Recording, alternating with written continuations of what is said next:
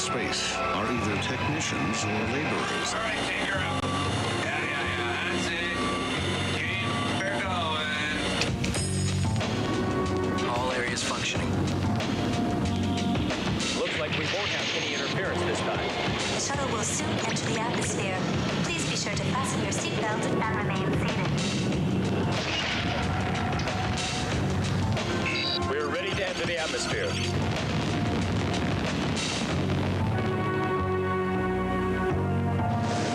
Next time we go out to space, how about leaving yourself a little bit of free time? Talented people are capable of understanding us. Continuing our top local story. Hundreds of people report that they experienced a bright glowing object in the skies over Tokyo last night. It's coming.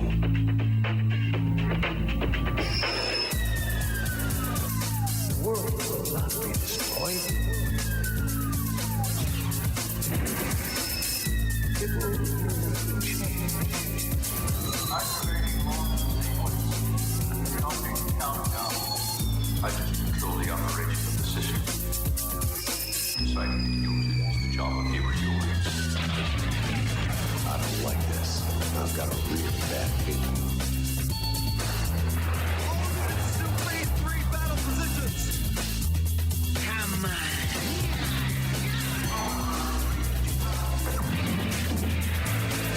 Anything else that might get in the way of our ideal must be destroyed immediately.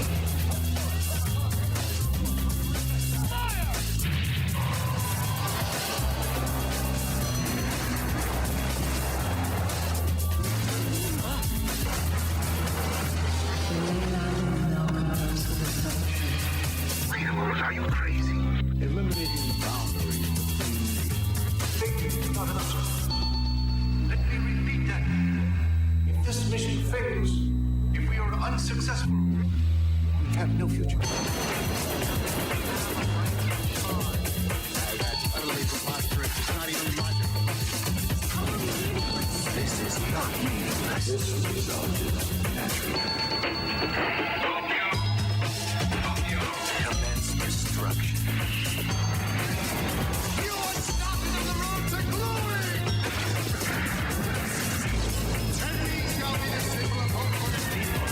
Yeah, whatever. That's what I mean. That's the attitude that's ticking people off. here we go.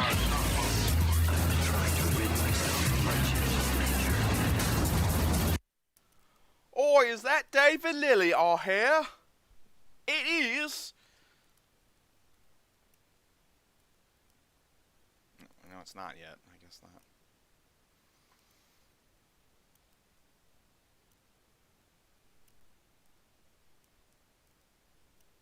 Well, he got into the channel. Okay, he'll figure it out. He'll figure it out. Fucking better. Yeah. Guys, just because the year changed doesn't mean anything stopped happening. The date on the calendar just looks a little differently than it has for a year. Why do people think 2021 would be any different? What changed? Why would any of this stop? Nothing's gotten better. Things only change if they get drastically worse or they get drastically better. The day between December 31st, 2020 and January 1st, 2021... Nothing crazy happened. Did anything in your life change that much? Maybe you were hungover the next day. But like, what changed? Come on. What are you doing? 2020 was the tutorial level. Now we're on level 1. Yeah, nothing changed. Get ready for 2022. That'll be level 2. It only gets better if enough people want it to. And people don't. They just want to kill each other. Dave signed in, but he's full of shit. You can't hear him yet. I'm going to scroll through his server and look at all this pornography of his characters that people are posting. Wow, just what I've always wanted to see. Lilith's butthole. Awesome. She poops from me. See, he has to put up with this.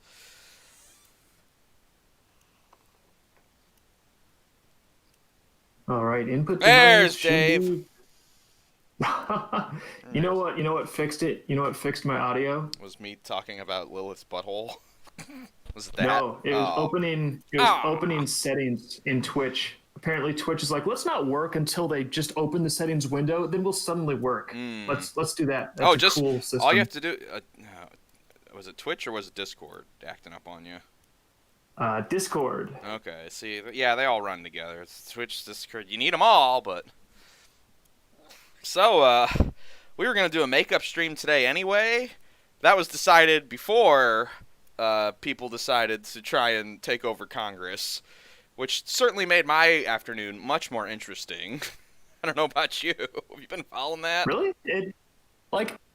It really hasn't made my anything more different. Let me just start my stream. Well, Like, go I live started button following here. it because I love this kind of stuff. I love seeing the pictures. Yeah. And there's been some great pictures coming. People just like fucking around in Congress, like taking selfies at the podium, jumping off the decks, like setting up a gallows outside. I don't know if you saw that one. There are people setting up a gallows. No, Yeah. I did see that. And I was like, okay, did you see the framework? That thing is not going to hold up. That's going to fall like right over if they do anything with it. Yeah, clearly they are not accomplished gallows men. That was shoddy craftsmanship on your gallows. The news reported it as a guillotine, which I'm like, no, that's a noose at the top. You don't cut people's heads off with a noose. A rapidly descending noose cuts someone's head off. They're not at all prepared to cover this new revolution or whatever it is. I'm just getting my camera set up. Also, I can see your brief reflection. I reminder can to see your anyone- reflection in the glass for once. I can see your big headphones. Doink. Oh no, yeah. That's in case Medusa comes along. I just tilt the drawing desk her direction. Oh, smart. Regular person's here. Yeah. Brief reminder to anyone new to Snake Pit.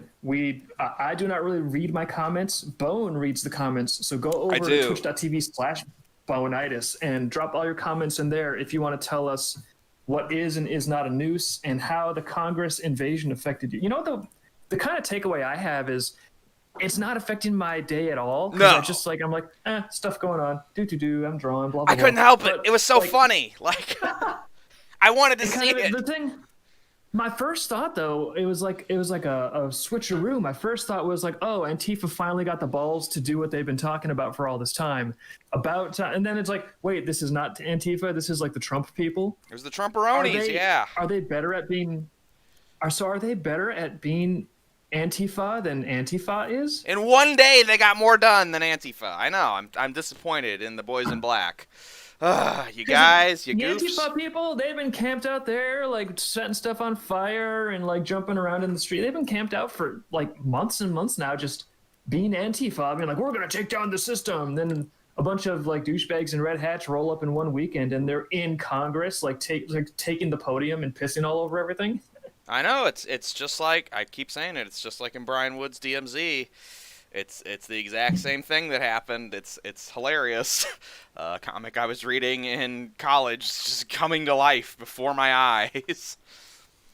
Yeah, that's fun. Well, it's also weird to me that, when Antifa was burning down, businesses and cities and that sort of thing, all we heard from the news was, oh, these are peaceful protests. Look at all that peace. Look at all the pieces of it everywhere, but it's peaceful.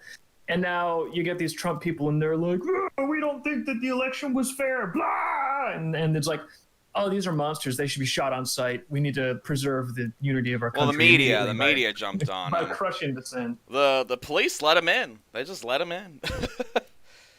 They're like, fuck this shit. We're gonna die. So they just let him into Congress. I'm not dying for Nancy Pelosi. Fuck that. Like. Is there anybody who would die for Nancy Pelosi, like in the world? Probably. Oh, God, I can't. Oof. So I'm interestingly in a bunch of different, I do a lot of my promotion on Telegram because that's a place that they can't ban me. So yeah, it's where I make all my money on Telegram. So I'm in a bunch of chat rooms of many political stripes and just watching the partisanship fire up in the differently aligned chat rooms was truly a sight to see. Just like the right-wing ones I'm in are just like, well, Antifa did this stuff, but when we do it, it's okay. That, that kind of line of logic started playing out. But then in the more left-aligned ones, it was just like, instead of being like, oh my God, they're doing what we wanted Antifa to do, they were just like, oh well, they're not getting shot at because you'll see this everywhere. They're not getting shot at because they're not black. If black people were, if it was black people, they'd be getting shot at. And I was like, man, Antifa like took over and destroyed that police precinct with almost no, no resistance. Did we all forget about that? And in one of them, I just brought that up, and someone was like, yeah, and they just kept saying it. The same guy then posted, no, this was even more, like the double think was amazing, because the same guy, he did this thing where he was like, oh, the first, one of the protesters got shot and killed. It was a pregnant woman. She got, like, shot through a door in the neck and died. It was pretty nasty stuff. But then... I realized that she was black. She wasn't... No, 2 posts later, he's posting about how, what is white privilege, being able to storm the Capitol and not get shot at. And I was like, you just posted about a lady who got shot at! Like, it was amazing. I'm just like, these people are so stupid. They're so stupid! It's so bizarre. It's amazing when you can feel the talking points. It's like a very thin veneer of skin. It's like you used to have a face, but now it's just stretched so thin over these talking points that really it's just talking points with a little veil. Like there's the hint of an individual over them, but not really. Yeah, and to me, like I don't care about the voter. I mean, like the voter fraud shit. I'm like, yeah, of course it's all rigged. Like, people try to rig the Olympics, and that's way less important. Of course people are going to try and rig elections. What do you want me to do about it? Storm the Capitol? Yeah. Okay, well, I mean, it sounds fun. Like, those guys look like they're having a ball. Time. Hopefully no more people get hurt, but, it's a contact sport. It is what it is. The only thing I'm thinking is, am I still going to have to pay taxes? And the answer is yes. Yeah, so, I wouldn't get too excited. I mean, what I'm worried about is that this is a big public debacle and spectacle, and it's just going to mean, regardless of who you voted for, police are probably going to all put the boot on all of our necks, collectively a little harder, so, Well, it's like a vice. Like, every time the left misbehaves, like, the control gets ratchets down, and it's just justified from this side, and then every time the right misbehaves, the left justifies more authoritarian control from their side. And it's all authoritarian control that we all have to deal with, like, and it sucks. Yeah.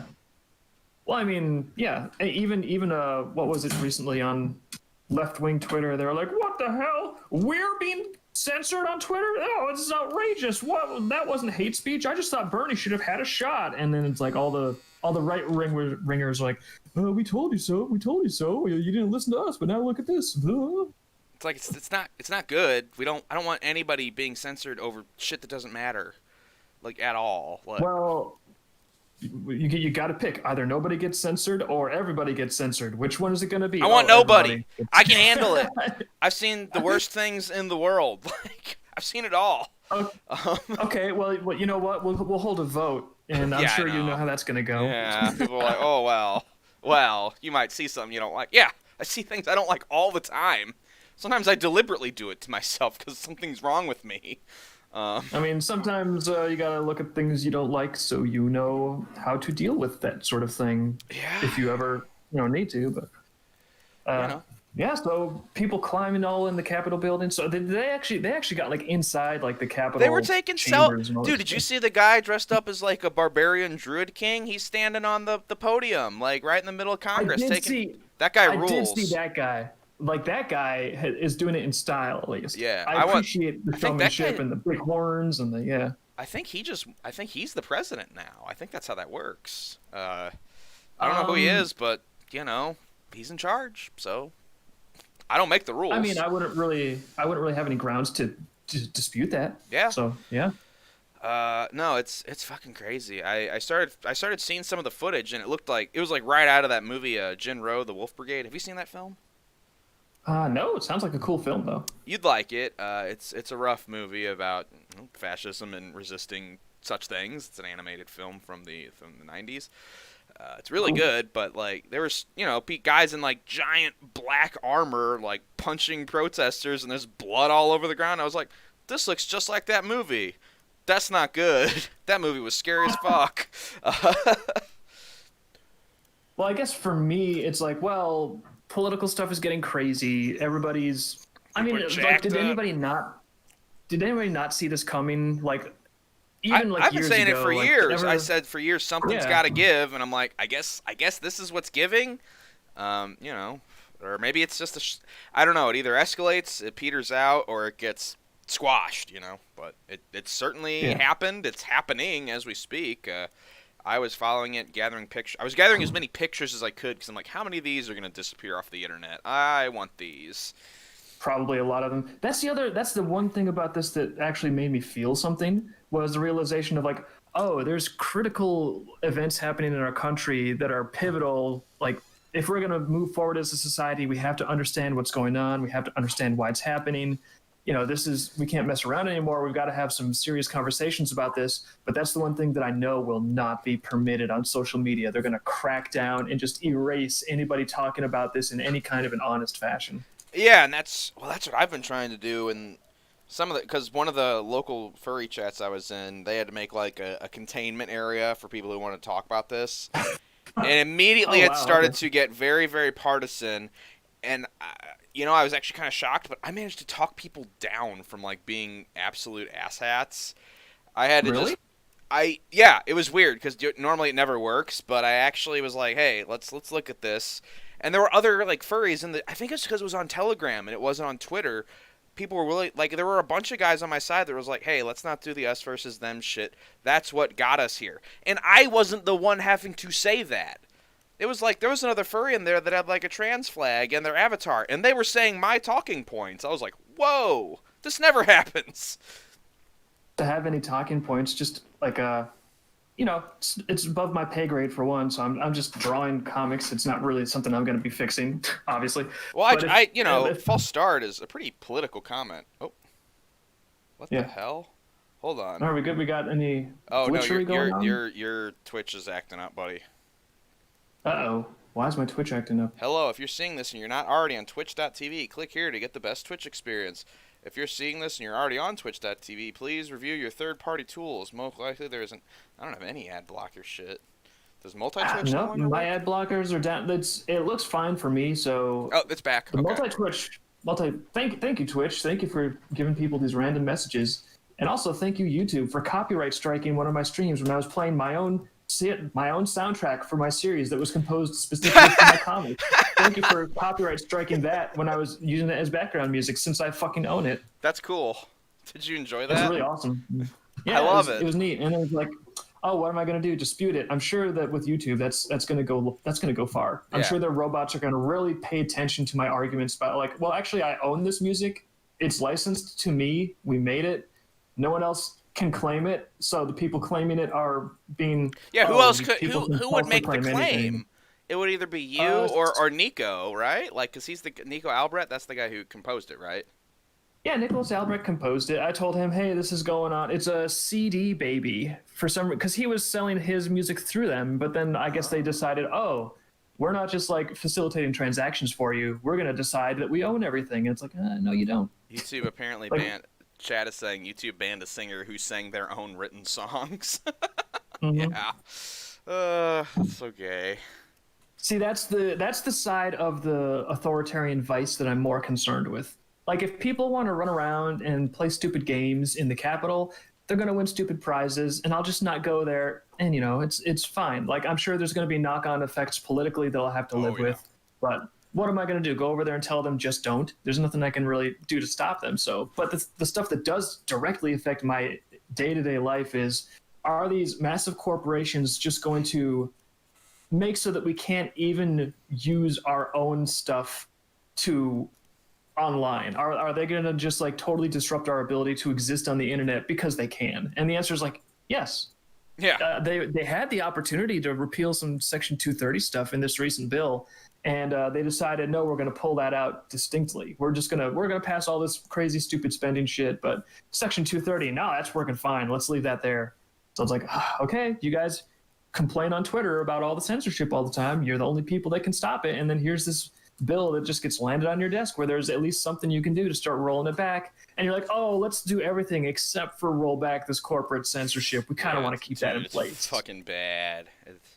Man, despite the fact that start we researching complain this about it stuff, on Twitter. you get like you're not even trying to blackpill yourself, but you start researching this stuff, and you'll be like, oh, this is all awful. Like, really fast. I mean, it's like I was telling you even about the black pilling I've been getting in terms of the medical industry with my new insurance. Dave's going, like, if you've listened to because I've done weekly streams for 5 years now, and 2015 was me in recovery from COVID, so I had new medical stories every week. So if any listeners have been here for that long, like Dave's new medical stories, you're gonna be like, hey, these sound like Bones' old medical stories. It's all the same bullshit. I think the capital stuff is more interesting, but this is just like, sort of like just a different facet of the same giant ball of shit. So I'll touch on it briefly, but medical adventure time. So, multiple sclerosis diagnosis, but I'm dealing with it very effectively so far. The neurologist prescribed a medicine because he's like, hey, this is what you should be taking. I was like, okay, sweet. I go to fill the prescription. Pharmacy's like, oh, you can't fill that here. You need a special pharmacy. I'm like, okay, cool. I go to the special pharmacy and call them up, and they're like, oh, yeah, we're working on it. Hold on. I don't hear from them for like weeks. And I finally touch base with them, and they're like, well, yeah, we're trying to get your prescription filled, but the insurance company says they want you to take a different medication instead, so they're not filling it. It's like, oh, okay, just use the generic. You know what? I don't need the name brand. It's the same stuff. Just go for the generic. I'm sure the insurance company wants to be as cheap as possible. They're like, oh no, they won't fill the generic. They will not give you the medicine that the neurologist prescribes. That's the people they know better. They know what you need, Dave. They know what it. Yeah. So I've just been going on over a month. It's about a month since I got prescribed this medicine, and I have not had any of it. So that's pretty cool. Thank you, insurance companies. And then on top of that, I was doing all kinds of research. Don't be a pussy. Yeah. And, well, I mean, fortunately, I'm holding up pretty good. Yeah. But on top of that, I've looked up like, oh, what's some other stuff that can help? And lo and behold, there's in phase 2 clinical trials that have been published, there's a really easy over-the-counter allergy medicine, just an antihistamine that is cheap, and it actually remyelinates nerves. It's like, yep, they've done tests. This remyelinates nerves. It's really great because if your nerves are getting demyelinated, guess what you want to do? You want to heal that. So I'm like, no kidding. There's an allergy medicine. You want that myelin back on you. That is what preserves your nerve endings. You have it in your spine and in your brain. It's very important. Yeah, it's very, like, without it, you're in bad shape. So I'm like, okay, cool. There's actually an available, affordable thing that you can treat this with that's effective. That's fantastic. I'm going to go find this. So every time I'm around a pharmacy, I'm looking. It's like, okay, clemastine fumarate. Oh, this one doesn't have it. Oh, this one doesn't have it either. I finally look up. It's not even available on like Amazon or anything. And I'm like, what's the deal? Why is this allergy medicine? It's just an antihistamine. You don't even need a prescription. Why is it so hard to get a hold of this?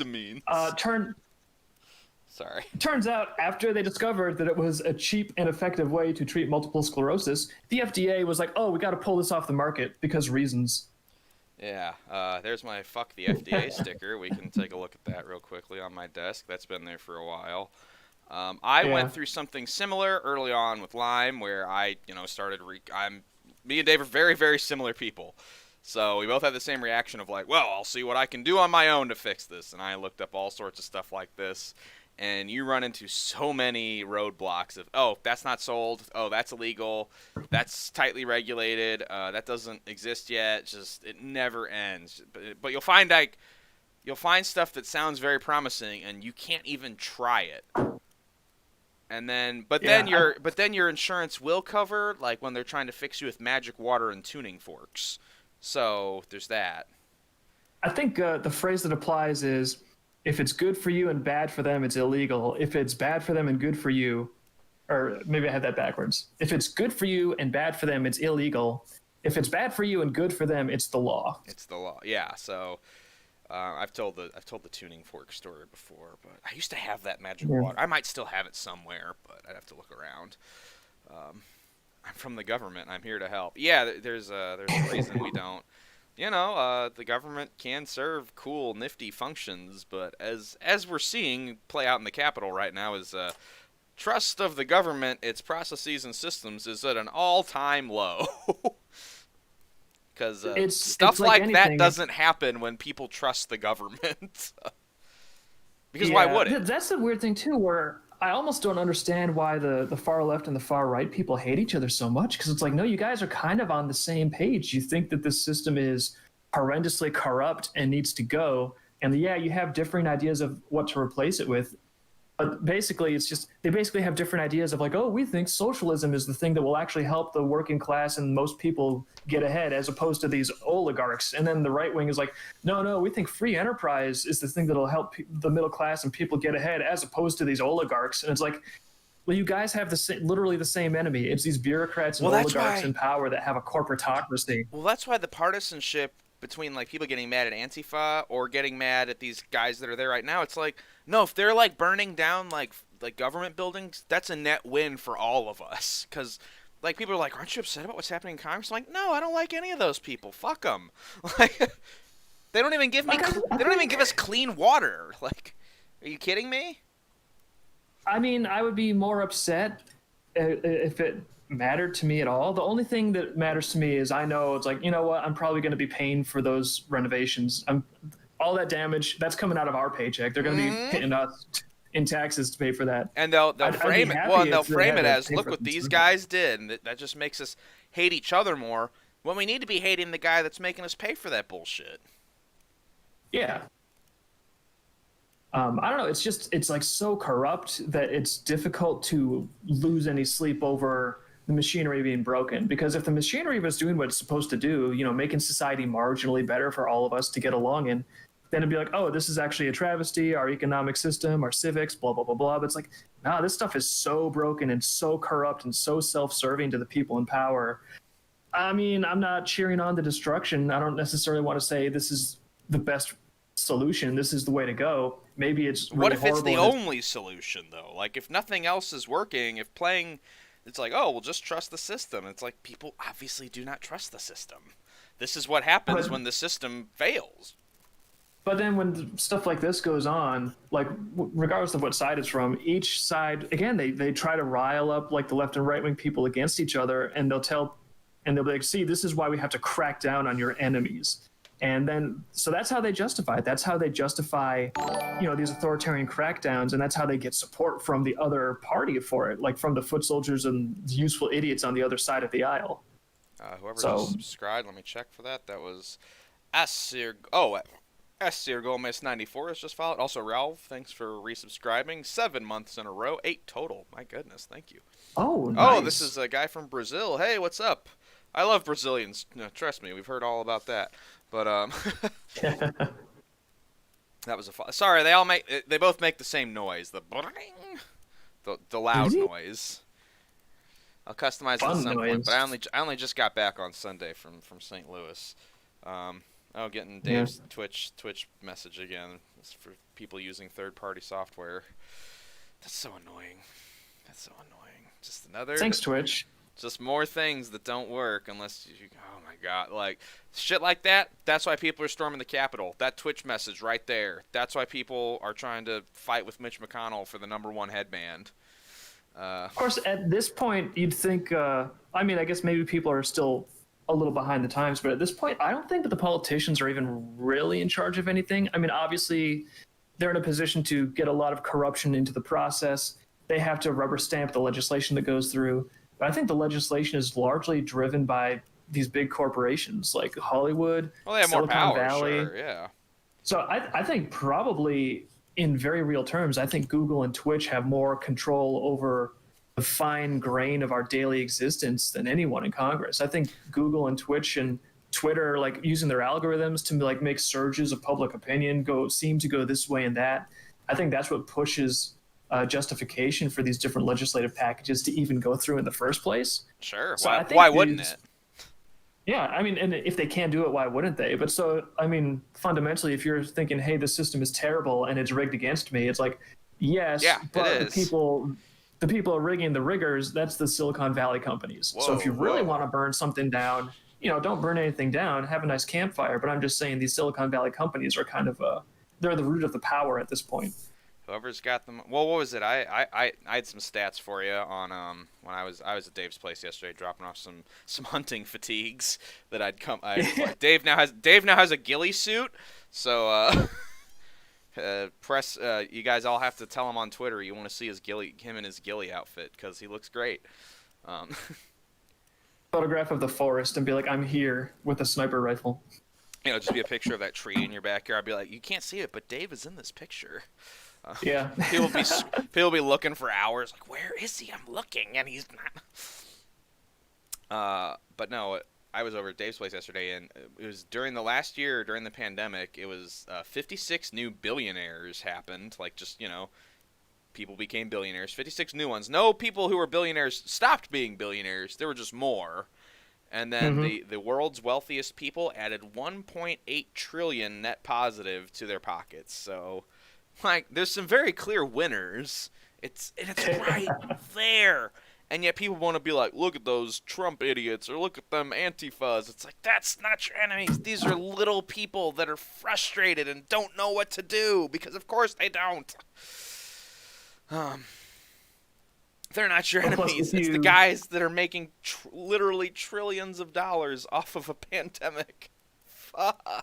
And the thing is, like, I don't even think it's bad to have trillionaires and billionaires and quadrillionaires. Like, sure, people make being money, successful make and wealthy. Do a good job. Yeah, philosophically, I'm like, oh yeah, I'm all for that. But the point where I'm like, oh no, you guys are assholes. We need to cut this down. The point where I'm against that is where you get like cronyism and corruption, and where they rig the playing field so that other people don't have the same opportunities that they did, or or other businesses don't have the ability to compete because there's so much monopoly shit going on.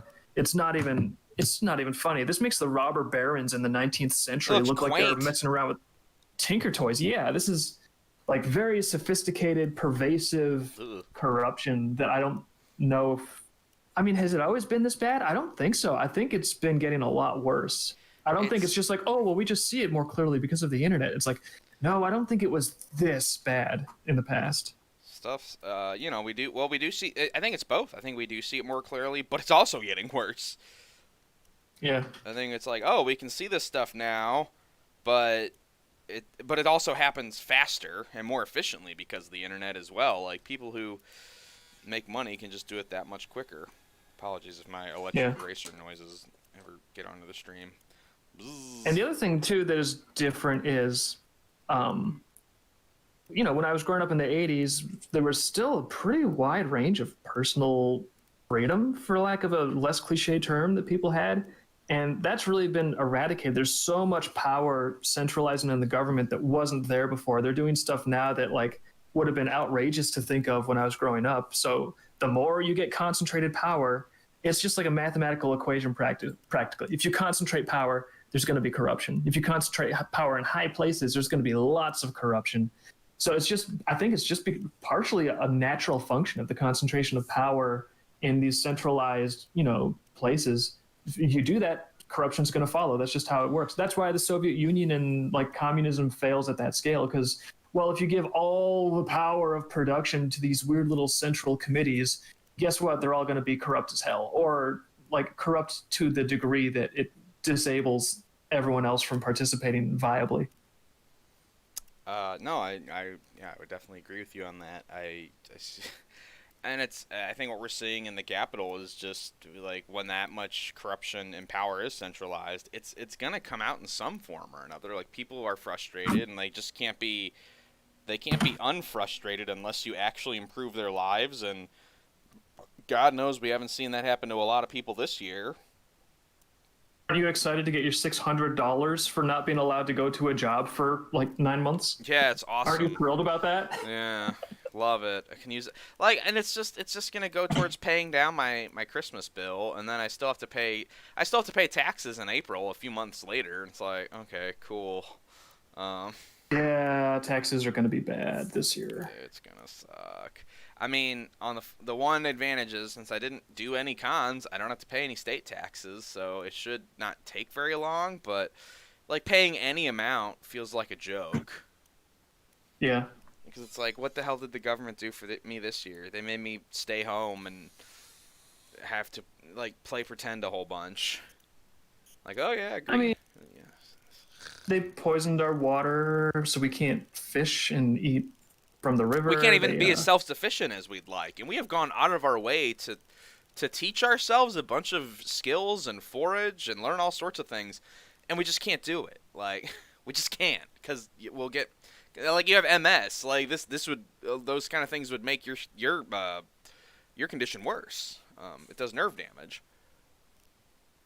And like one of the things that would make it a lot better is like, oh, you need a lot of like wild caught Natural game, like food. healthy protein that doesn't have a bunch of antibiotics and hormones and GMO stuff injected into it. So it's, yeah, like healthy natural food. So it's like, okay, let's go get it. And then it's like, oh, well, you can't. You've got to get licensed, and oh, the licensing office is closed, and oh, you could always fish in this river because you had a license from earlier in the year, but guess what? It's poisonous. Yeah, you You're can welcome. fish it, but you got to throw it back, and it's like, well, that's cool. Like if I just wanted to practice, but I want good food to eat, good clean, it's like lean I've proteins.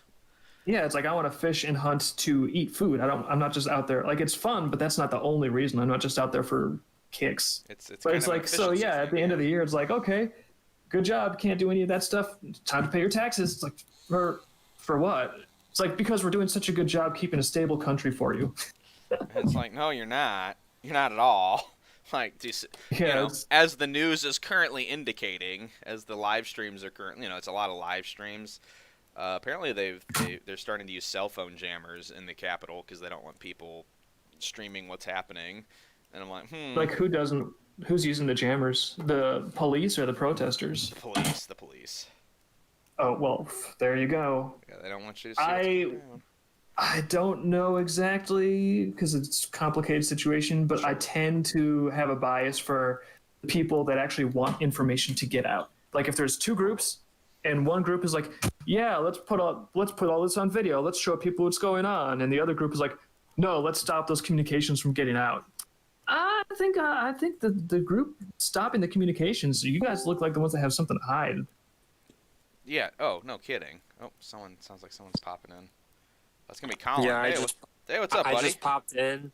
Not much. No, I just popped in because I'm watching it on Twitch, but every like fucking like minute or two, it'll like mute and stop working for like 30 seconds and say something about like using third-party tools. That's what Dave's stream is doing. Oh, cool.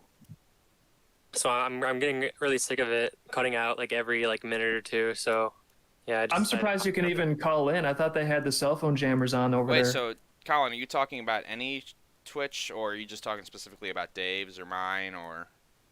Well, I have the multi-Twitch open and it's popping up on both your windows. Is it? So, Okay.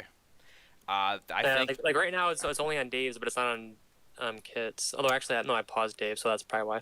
I don't think there's any. I don't think today. I think that's Twitch doing that because of what's going on in Washington.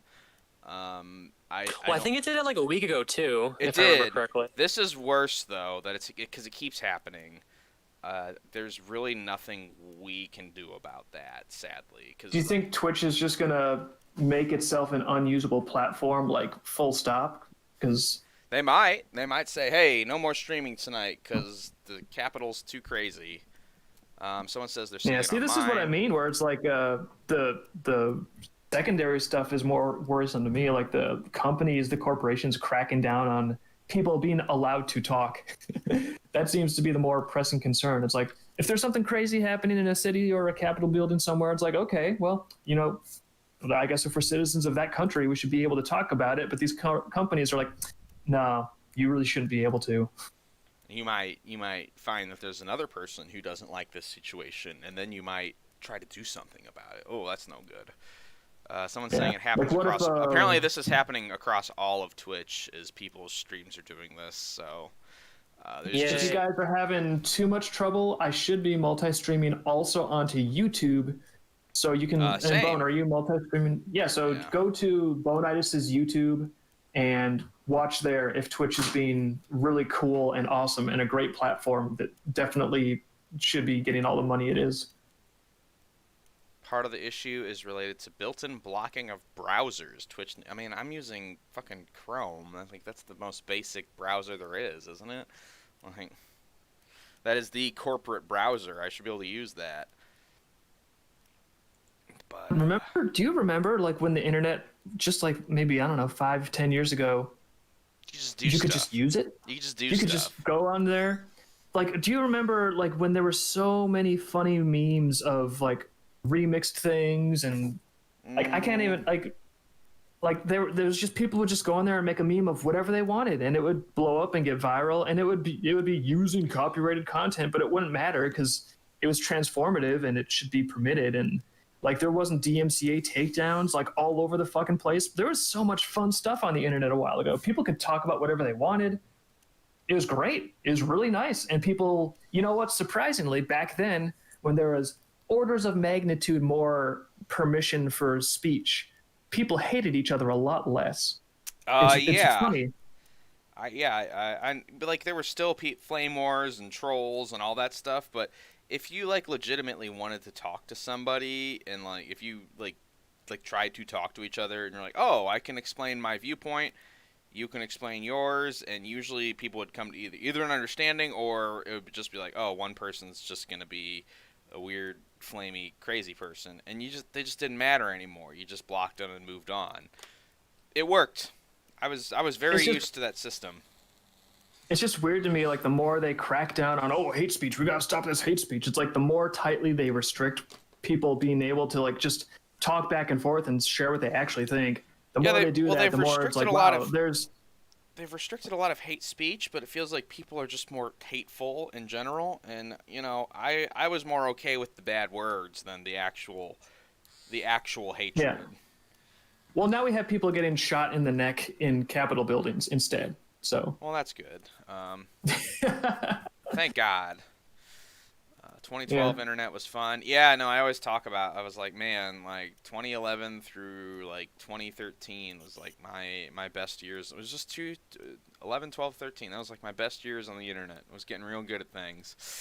It was right in the sweet spot. It was just the way it was supposed to. And I almost feel like it's important to talk about that occasionally, because there's going to be a whole generation of people growing up where the censorship is just like, to them it's normal. To them it's normal that you can't talk, you can't speak, you can't play your own music that you've composed on your own channel because it'll get DMCA'd by some corporation just being like, no, you can't do your own. Yeah, they're gonna have no memory of the free internet.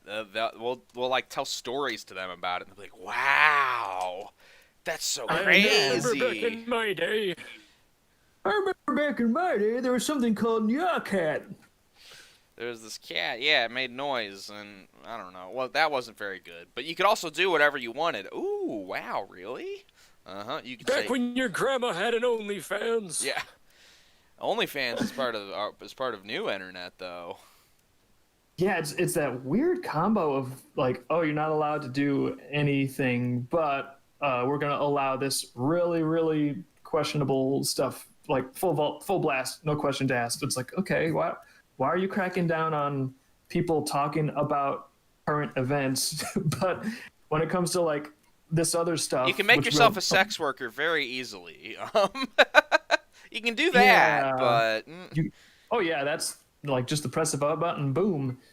And I don't know, it's so weird. So I feel like at least sharing how good the internet used to be, maybe like the next generation of kids will actually understand, hey, the stuff you're dealing with, it could be so much better, and it was so much better. The only difference was a lot of these oligarchs didn't have massive power over what people are allowed to say and post and create.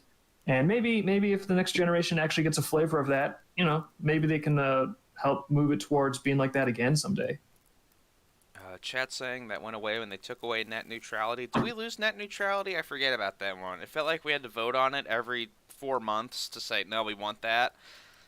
It was like SOPA, PIPA. There was always a new thing they were pushing through. Well, I don't know, but it always seems like there was like an angle. This is the thing. These companies have so much power with attorneys and lobbyists. Whatever the law is, they're going to angle it to be their law. So if you have net neutrality, they'll angle it so it benefits them somehow. And if you don't have net neutrality, you know, it's like, I think when they were trying to package, no, here's why we don't want net neutrality. We just want to optimize the speeds. It's just an engineering thing. It's not, you know, ideological at all. It's like, oh, okay. You just want to optimize. But then it's like, yeah, but then lo and behold, suddenly you have internet service providers blocking different people from being able to use cell phones or whatever. And it's like, wait a minute, this isn't what you said. And but that's like part of it, but it's been like a full frontal assault, because even despite net neutrality, let's say net neutrality is gone. So YouTube is the only platform that gets good internet speeds, just for the sake of argument. Sure. That wouldn't necessarily be a huge problem if you were allowed to use in YouTube like a platform that was neutral, but you're not. You're not, no. So equal part of the problem is the fact that these companies, not only do they have control over all the infrastructure of the internet, which it's impossible for a new startup company to compete with that. To have There's no that, way. it's expensive. It's expensive. Doesn't even really cover like the internet's infrastructure. We're talking like billions It's huge. of dollars has been put into that. A lot of it is taxpayer funded, so it's really weird that these corporations get to exclusively benefit to the exclusion of their competition. Is it taxpayer funded, a lot of it? How does that work out? Oh, infrastructure of the internet? Oh yeah, are you kidding? I mean, I don't know. These companies are very good at getting public funds for things that are for the betterment of society. Colin, you sounded intrigued at that point. Do you agree? Do you want to help better society? I think I do. Okay, what are you gonna do to better society, Colin? I don't know. Maybe start an OnlyFans. You are in good shape. There's money to be had there. That's probably a step in the right direction, because you're not going to get any. Like, I remember back to during the first stimulus round of spending, where at least this round they're throwing some pennies at us in contempt, so it's like, hey, I get a couple pennies hurled at me by bitter politicians. That's something. Back in the Obama days, the stimulus was exclusively just going out to like business cronies, pretty much. It was just like, we're going to stimulate the economy because we had to bail out the banks to fix the economy. But bailing out the banks and giving Wall Street trillions of dollars, that didn't cut it. So we need to just stimulate the economy anyways, because I guess, both. Why would we just do one of these? And to stimulate the economy, what we're going to do is we're going to give out money to people that apply for it, that we then approve their application. And lo and behold, there was a lot of corruption. That's crazy. Corruption? No way. No way. No. Well, Colin, I was thinking if you do your OnlyFans, you could score your own videos. Like, that'd be pretty cool. Oh. Did you think about that? Thank you. Yeah. How do we get copyright struck immediately? Yeah, I'll be copyright struck by Colin Brefco, who works for Disney, apparently. He works for Disney. Yeah. Sell your feet pics as Ferret Studios. Of course, that's who has that idea, but... Yeah, no, take it from me. If you use your own score for anything on the internet, you will get a DMCA takedown notice. Yeah, that's comical that would happen. It is, but then it's like, it's comical that it happens once, but then you realize, well, how many times is that going to happen? Oh, potentially every time. Yeah, it's going to start being a lot less funny every time it happens. And then it just turns into like, oh, well, that's the world that corporations have decided we live in, and we don't get a vote. And even if it was a political process, it's not like the vote would, be a vote. necessarily matter that much, or at all, depending. Yeah. It's bad. It's too big. It's too out of control. Oh, Newground. People are talking about Newgrounds in the comments. Yeah, that's a product of a bygone era. It's still around, but it is not the same thing. We're planning on, once we get some Tectonic episodes produced, we're planning on Newgrounds as being one of the primary venues for it. I mean, that's a good place to put animation for sure. Yeah. Yeah, Newgrounds. Yeah, so Newgrounds might be not. They should maybe rename it Old Grounds, but it might be where we're migrating to for some of this stuff. I mean, we might have to, because they've kind of held out. I'm glad they're still around, because sounds like we might need it. Yeah. Help us, Elon. You're our only hope. We all need to make it out to space. People are quoting the Toonami openers. Politicians first. Yeah. Oh no. They can't have that too. Let them stay on Earth. No, that's all right. It's like giving someone a Gen 1 console. It's like we'll let them test it out. Oh wow, there were some problems with the light support systems. Oops. Well, fortunately we got that fixed in the second bin. Yeah. Oh man, we lost some of our best and brightest politicians. What a shame. The EU is an absolute master of pushing things under the noses of its subjects. Yeah, I've heard about that we've got a lot of listeners and readers who are in different European countries, and they've always got, oh yeah, here's something our stupid, overly bureaucratic government's doing today, and there's nothing we can do about it. Like, they all hate it, but they just there's nothing they can do. It reminds me too, like I was listening to some people even talking about their workplace recently, because it's, for me, my workplace is getting DMCA'd on YouTube, but other people have different environments, so it was kind of fun to listen to that conversation. But they were talking about they're all working, I guess, for this university in like sort of their hospital system, but they're not allowed to use certain common words anymore. Like they're just having words. I can't remember. Liz, do you happen to? Oh, she's got headphones on. Male and female. No, it was. I saw it was some stuff some substitutes for those that were pretty funny. Sperm producing person. Oh, Like yeah, they weren't allowed to they weren't allowed to use familiar terminology anymore. Like they're not allowed to call somebody honey or sweetie or okay, I appreciate that, honey. Oh yeah, just I think Chad was talking about that. Yeah, like I didn't want to dox anyone, but Who was talking? it was him and Yeah. Okay. it was totally anonymous coworkers who we probably have no personal relation to, but they were just saying like, yeah, everyone at work thinks this stuff is really stupid. This is like so asinine that there's just a list of words we're not allowed to use anymore. Nobody was complaining about this. It wasn't a problem, but there's just full-time departments that are like, well, we have to start doing some stuff because we have a huge budget, and if we don't start making some changes around here, what are we for? So, but all the people affected is like all the people that actually have to like abide by these asinine rules. They hate it. It makes their job worse and less fun and less like welcoming, and just it's bizarre. It's it's weird. So I don't know, the people pushing this stuff, it's so weird that they have so much control when nobody wants it and everybody hates it. I mean, yeah, it is weird to watch those types of things take hold. I've watched it, I've watched it play out in the furry community over the past 6 or 7 years, where you just see like, oh, all this weird social justice crap. Nobody likes this. But since it's not going away, just slowly now, like I said today, people were talking about like, wow, look at all this white privilege on display in DC. And I was like, that is the least of the issues going on here? Like, what the fuck is wrong with you? My favorite were the people that were like saying, imagine if these protesters were black, what would yeah. be happening? Oh, no, I guess you didn't hear earlier in the stream we were talking like, yeah, about they'd be getting a parade. Well, it was like, yeah, we saw these protests earlier this year with black people at the helm. It happened in Minneapolis.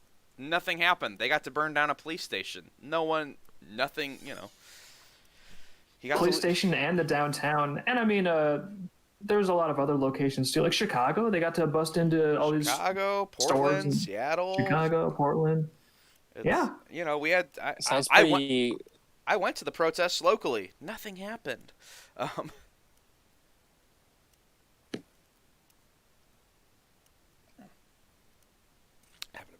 Did I lose anybody? I think I'm still here, okay. Hopefully. Colin, you there, buddy?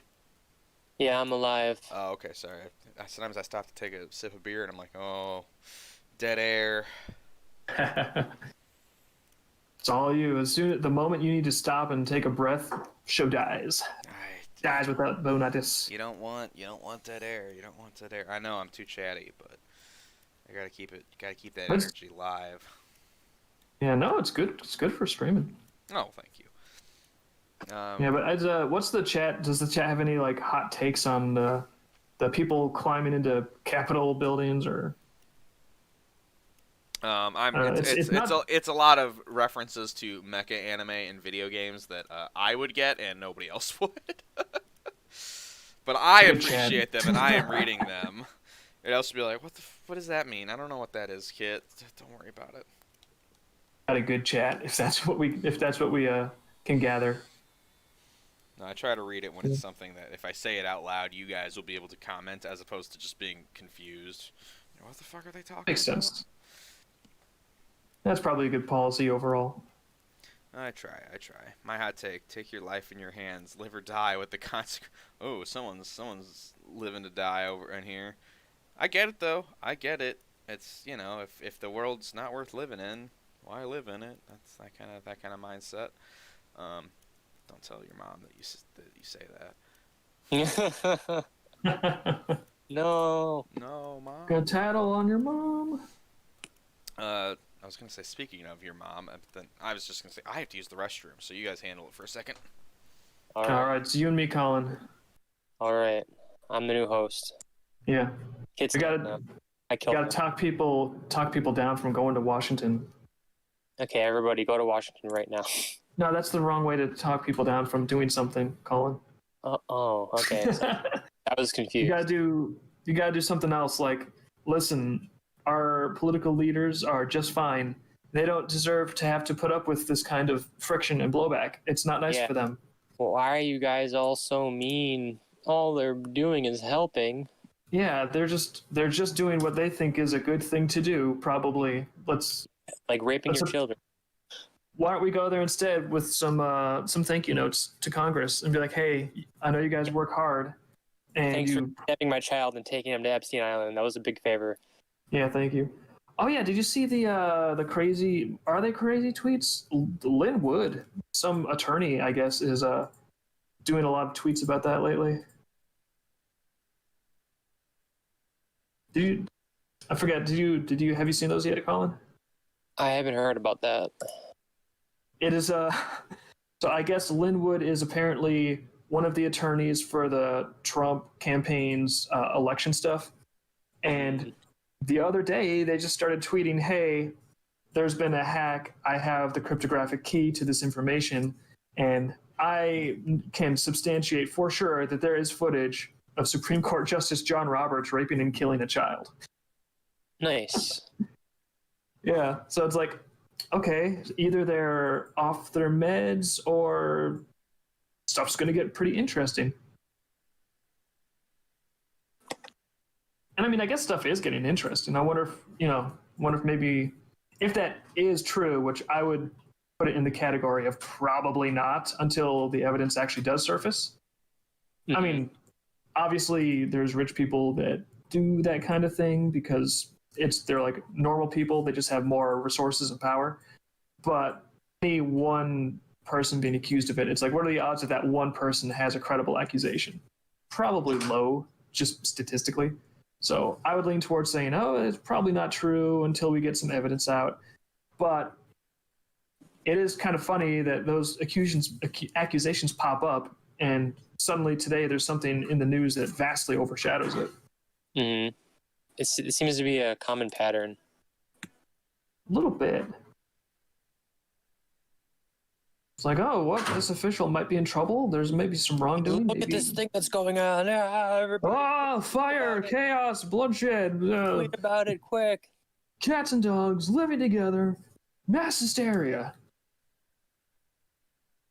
So, yeah, I don't know. Maybe that's a fun little conspiracy theory, bite-sized. Like, oh, this stuff is all true, but they decided to encourage a protest against the election just to get away with it. And I think that's a few too many layers to be a good conspiracy theory, though. But I mean, I don't know. Maybe I wouldn't put anything past the people in charge at this point.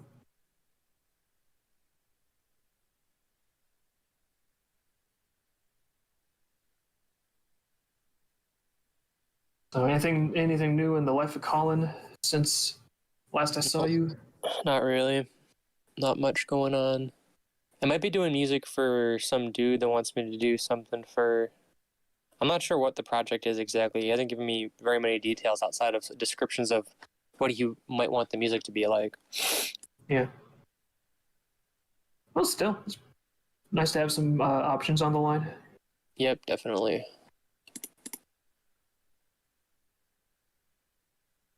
Yawn, yawn, yawn, yawn. You said it.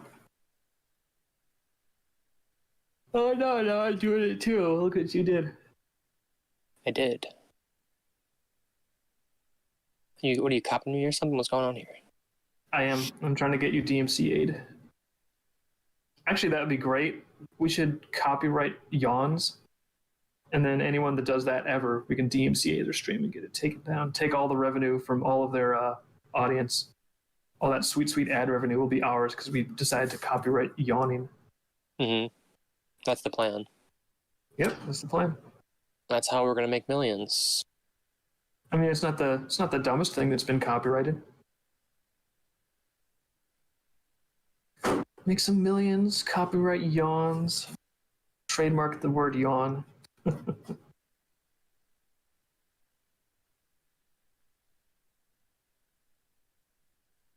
So if you're going to make any predictions, what do you think is going to be the net result of all of the people crawling around and hooting and hollering in the capitals? I honestly have no idea what's going to happen to the people. If anybody's going to get prosecuted or what's going to happen, I honestly am not sure at all. I have no idea either, but my bias is that I kind of feel like people that destroy businesses, like family-owned businesses, small businesses, and those other protests, I think most of those people kind of get away with it. Mm-hmm. I think the people that discomfort elected officials, I think they're just going to get the book thrown at them. I think, actually, I just thought that this is going to be used as an example of, like, white extremism or some crap like that. Yeah, it'll be like, oh, this is how you know white right-wing terrorism is blah, blah, blah, blah. It'll be definitely repurposed as propaganda without question. But I don't know. I think it's just going to be more fodder for them to use to tighten the screws. I don't think there's really going to be any positive result. Yeah, definitely.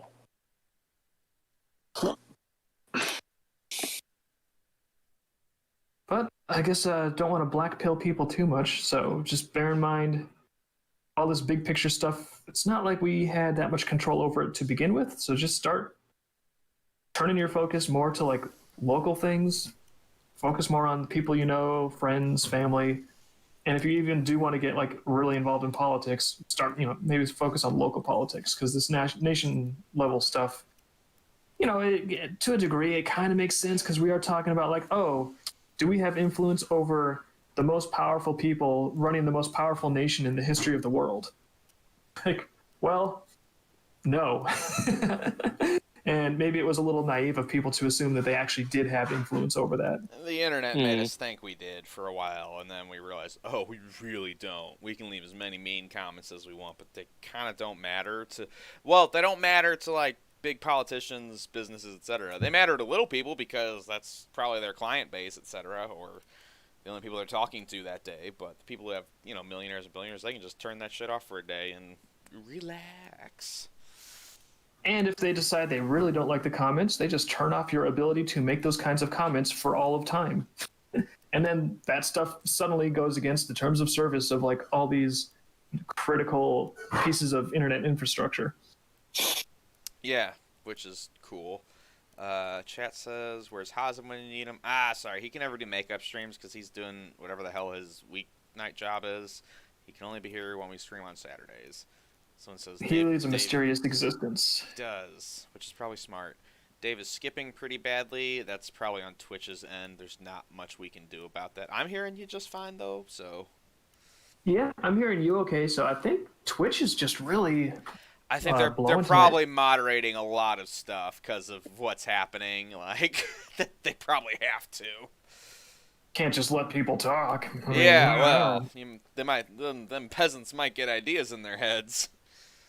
Yeah, so about storming the Capitol. Really giving people, if Twitch is really giving people problems, try moving over to Bonitus's YouTube or my YouTube, and you might maybe you'll get a clearer signal there, because my internet's working just fine. I'm hearing everybody on Discord, no problem. It just seems like Twitch. Did I tell you, actually, I was trying to stream a couple days ago on Twitch, and the whole site just flat out didn't work. And nobody was even storming the Capitol that day. Yeah. So, no, like a few days ago, I tried to stream. I literally could not even log into the Twitch website. Like, that's how broken it was. They had a support ticket up on Twitter being like, yes, we know the website doesn't work. We're working on it. So, I mean, obviously their technical expertise was totally consumed by deciding which common English language words to ban. So things like basic site functionality kind of had to go to the second burner. Yeah, storming the Capitol is like... Twitch servers could also be under a lot of... I imagine a lot of people are streaming right now. Like I said, I was in Telegram servers that had to make little containment things, because people were naturally freaking out. You know, it's not every day you see a bunch of dudes get together and, you know, try to murder Congress. Like, you know, funny as that is. Bone, do you have your apocalypse outfit ready? I'm gonna. Oh yeah, dude, I've had that for a while. I just got an upgrade thanks to your ghillie suit drop off. Hey, yeah, you know, well, I didn't time that like that on purpose, but I'm glad it worked out. Yeah. In case we need to disappear for a while when they start rounding people up for re-education. I just get in the bug out truck and head over to Dave's and be like, get in the car. Yep. Maybe we will get to that level, the fun level of the apocalypse, where you're allowed to kill a goose because no one else in the world cares if you kill a goose and just eat it. Yeah, like... We could be getting there. We could be getting to... That's all I want. Level 4, killing geese. So we just want to kill those geese. Because they're fucking everywhere. Murder a goose, pluck it, or whatever you do, pop that thing in the oven, and... They're tasty. They're tasty. Just, you know, just get your samurai jackets ready. We're going down to a rebel... Oh my god. Come with me if you want to live. Yeah. I mean, yeah, this is the fun stuff to think about. And, like, those guys that are storming the Capitol, because I was thinking about this, so I was like, that looks really fun. Like... It does look pretty fun, but I think I was telling Colin where it's like, I think you can burn down a small family-owned business with relatively no consequences in our society, apparently.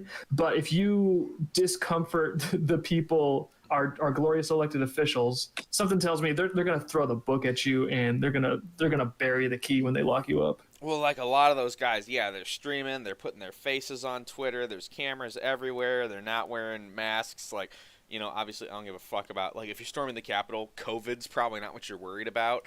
But being identified, that's something worth being worried about. And it's like, oh, man, like, they're going to be able to identify every single one of those dudes and make their lives hell. And that's sad, probably, because... Maybe they could even, I'm not a law, but maybe they could even do the thing where it's like, oh, and since this one of you was shot by us, you're now an accessory to murder. Like felony murder. Yeah, like, yeah right. Because, I mean, sometimes that's how it works. If you're involved in, like, a group doing a bank heist and somebody else shoots the clerk, you're still potentially implicated for felony murder. Yes, that's correct. Be careful with swans. So. Oh, yeah, you can't. Yeah, you can't. It is. Well, currently it is illegal to eat swans ever in Michigan, but I have seen them around. There's a lake where they stop by, and apparently swans are delicious. So we'll really know if there's anarchy if we can eat the swans. The geese are one. Oh, man, There's so many swans in Sterling State Park. If we get to anarchy level 4, let's get a swan. That sounds delicious. Well, they're huge, one, and apparently they taste really good. I had no idea because it's never been legal in any place or time I've known of to eat them. So I'm just like, oh, those are awful. I figured it's because they didn't taste good, but apparently they taste amazing. So I'm just like, fuck, I want to eat the swans. So is it just because are they rare or something? They seem pretty common to me. I don't know. There's just the one lake I know nearby where they show up, but... Is it just because chicks think they're pretty? You're not allowed to eat them because chicks are like, a swan! That's why you can't eat sandhill cranes, because they're pretty, and because they mate for life. Okay, so just eat them both. That's what I told my mother-in-law, but she didn't think that was very funny, so... I love my mother-in-law. She'll hear my hunting stories, and she's just like, oh! Poor Sherry. No, she told me I couldn't talk about what was it? Because it was before some other in-laws were coming over, and she's like, "Kit, you can't talk about when you're butchering turtles. One of your in-laws found that traumatizing." I was like, traumatizing. Yeah, that was the word they used. Was traumatizing. Yeah, they're like, you can't talk about that. They thought that was traumatizing. They have pet lizards and snakes, and I was like. Well, it wasn't like I was butchering their pets. Like it was a turtle we dug out of a river. Like, it's a pretty low bar for traumatizing. Are they like a special needs or what's going on there? It's very sensitive people, but I was like, all right, I won't talk about my outdoor exploits, or at least the violent parts, because people find it traumatizing. I thought that was a bit of an extreme word to use, but you know that wasn't my verbiage.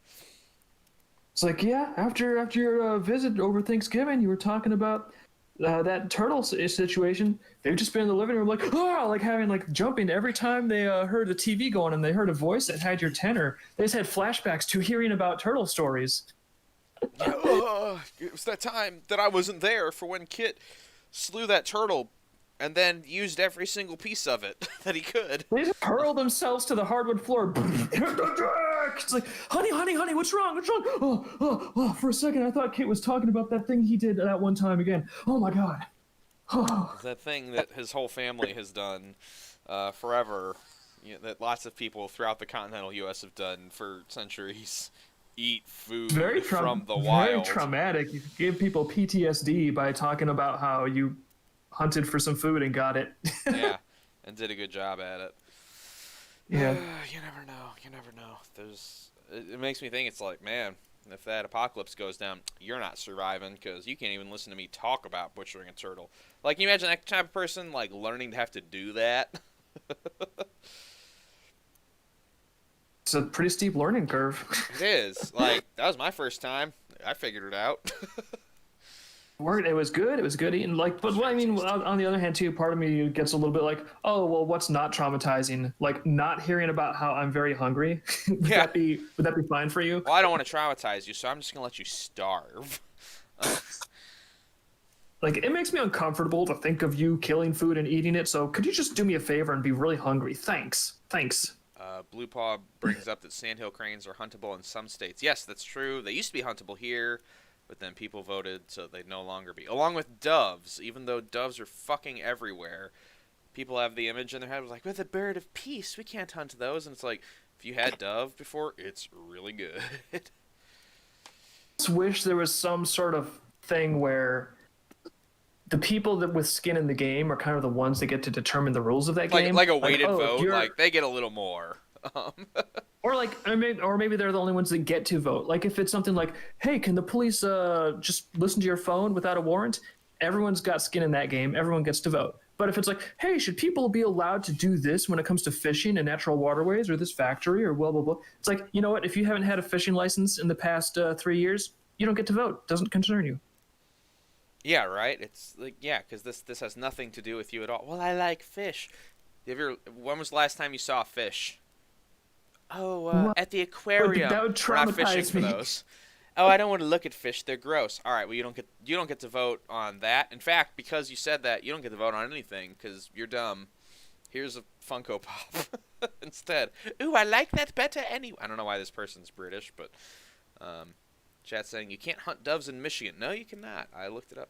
You need to move to Iowa. Yeah, it sounds like Iowa's got some good stuff going on. I know Montana, you can do just about everything there. You can't have felt-soled waders, though, because the rock snot. Can't have those.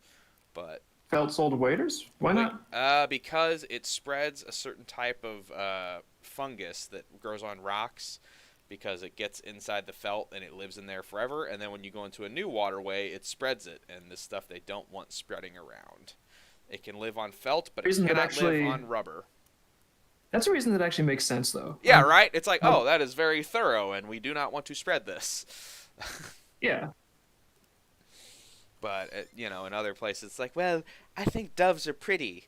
Okay, well, great.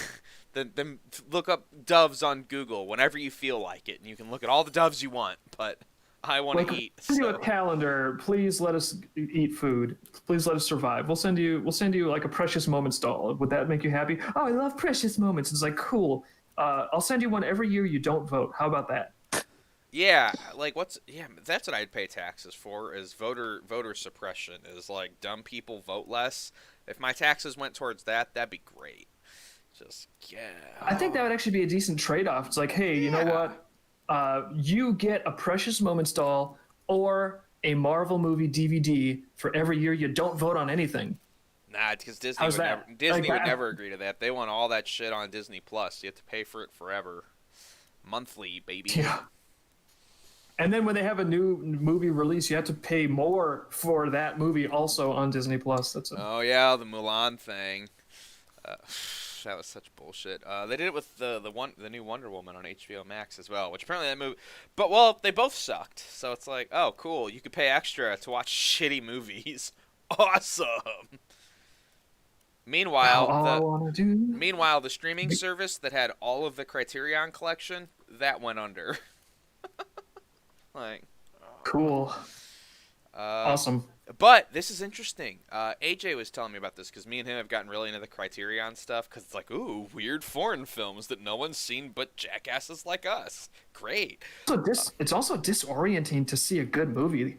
It is. It can be. You're like, whoa, like this was written by people that gave a shit about art. Ugh. But like they also didn't hate me. Wow. But the Criterion Collection, because now it's only physical because they tried to stream it and it didn't work. The physical and the Criterion Collection started coming out in, I believe, the early 90s. They've been more popular as DVD and Blu-ray releases than ever. Oh, nice. Yeah, so like I think because people realize, like, oh, these are movies that we don't want censored. They're really interesting. They're part of our cultural tableau and history. They're art. Like, I want to have these. And yes. That made me really happy to hear, like, oh, they're making more money in the era of streaming, even though they started before streaming was a thing. So, you know, little victories. You got to take them. You got to take them where you can get them. Provides a little, like, shard of hope, because it's like, wait, if there can be movies that are good and they get, like, a viable, like, channel of sales that's totally outside the reach of these, like, monopolies and their streaming platforms, that's good. That's good news. Well, yeah, like some of those movies that are in that collection, like no streaming service wants Sallow. Like that movie is horrifying. But Criterion's like, hey, yeah. like this is important, and now me and AJ own it, so. Can you imagine the Twitter mob that would like materialize if a streaming service picked up Sallow? Oh, I mean, like, would they though? Would they even know what it was? Or like it'd have to have like that media push behind it that always fuels that, or like the right Twitter account would have to be like, this movie is degenerate, and I mean it is, but that's kind of the point. It would have to scare one blue check. One blue tick. I'm sorry. It would have to scare one blue tick. But as soon as there was a blue tick that started screaming, then that's when it would happen. Because I don't know, for some reason, like there's a million people on Twitter that are like, blue ticks that work for Vice or Vox or Gawker or HuffPo. Oh wow, I really think that their opinion has some weight to it. You do? You too? You think? Yeah. Wow. You too, Colin? Can I suck your dick? That's how those people. That's how those people sound to me. Anyway, sorry, that was a little too forward, I guess. But no, they're like, it's weird though. They're like the new cultural vandals. It's like, but instead of being like awesome, cool Vikings with like neat hats that rip the podium out of Congress, because okay, that's pretty cool. Instead, they're just like weenuses, total weenuses, and it's like they still have the power to destroy. And it's like, oh man, it's so lame. Someone's asking, what is a blue tick? Isn't that a dog breed? I think you're thinking of a blue healer. A blue tick. No, we're just talking about the people that someone... have check marks on Twitter. They have the blue verified check mark, and like a lot of them are just like really annoying journalists. And a lot of the people that get blue ticks, they get a blue tick not through any kind of merit or actual social recognition. They get a blue tick a lot of the times because they are approved of by Twitter staff. So it's a measure of nepotism, and they very, very commonly go out to insufferable journalists. Yeah, once you have a blue check mark, it becomes much harder to get banned off of Twitter for whatever reason. And if you report people, your reports get taken more seriously. Yep. No, like the blue tick thing, it's not just, oh, it's a little symbol. They literally whitelist your account. The algorithm boosts blue ticks. The algorithm will push you down relative to people that have a blue tick. If they have a complaint like, oh, these people are insulting my journalism article that was full of inaccuracies, and I think they're being mean about it, their complaints will get expedited. You will get nuked if you go up against them. So blue ticks have a lot of power in the fun little ecosystem that is Twitter and social media. It sucks. I think Dave just likes saying blue tick because he wants to talk about ticks as often as he can around me. Just to, connotation is to annoy it's me. much more accurate to what they are, because they're parasites. More accurate. They're they're social parasites. They create nothing of value. They improve no one's life in any way. They just latch on to things which might have been otherwise healthy and try their best to damage and drain the life from them. And they have both made my life miserable. So there we go. Sorry, Yep. I immediately thought of the dog breed. No, I think there's even like the blue tick coonhound, which I think is the same as the blue heeler. I'm not sure offhand. I know one of Ditko's buddies in the apartment complex is a blue heeler named Blueberry. So, sorry. That's adorable. Yeah, she was over just the other day. It was lovely. I'm sorry, I didn't mean to compare that nice dog to journalists. I Yeah. hope the dog is not offended. The dog. We like that dog a lot more than just about any journalist. So, And they're not even like journalists. they're not real. just They're not real journalists. very- They're No, it's awful. not like they go out and do research or videotape anything or put themselves at risk or say anything close to the truth. They're just very vindictive, sad, lonely bloggers.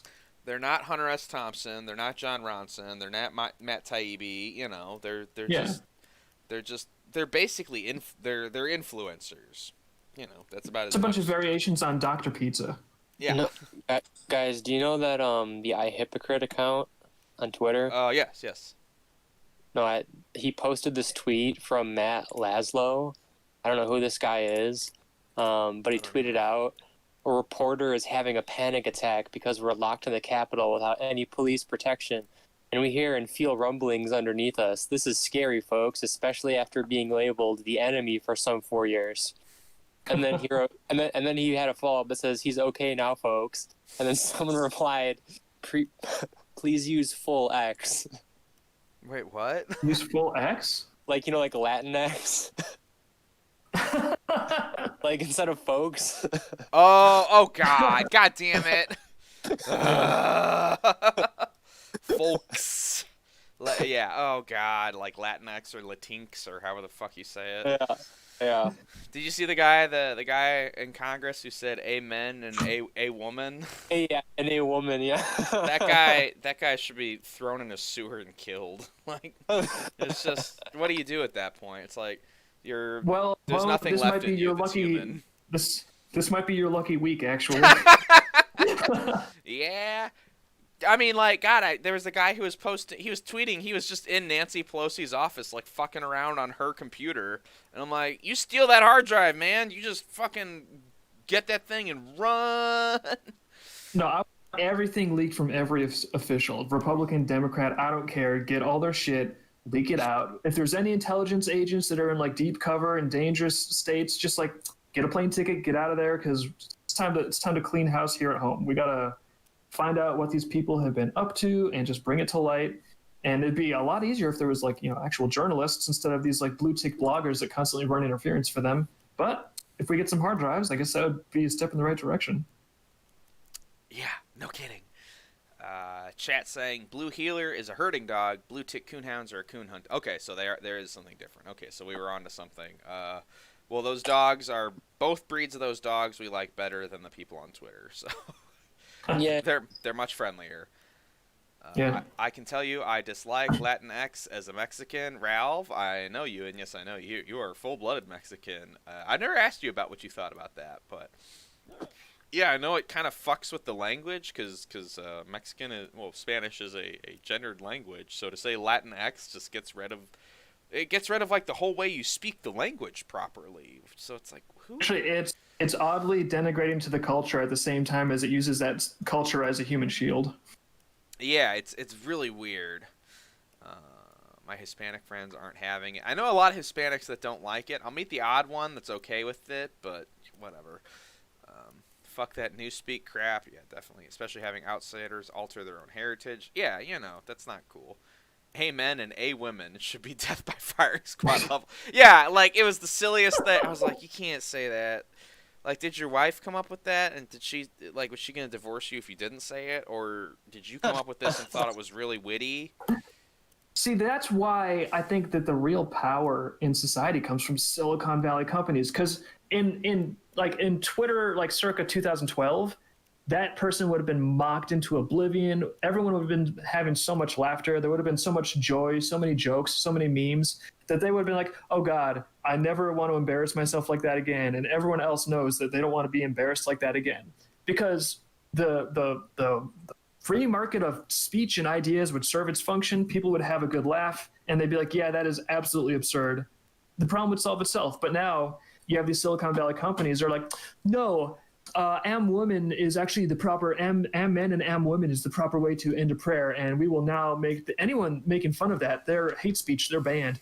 So, and it's like it'll be like a dozen moderators, or I don't know how many people work for Twitter, probably 13 bitter old people, but it'll be like some tiny handful of people, relatively speaking, that just tweak the algorithm and wipe out the speech of thousands or hundreds of thousands of other people. So it's like, and so they create the impression that there's social approval or even social acceptance of this stupidity.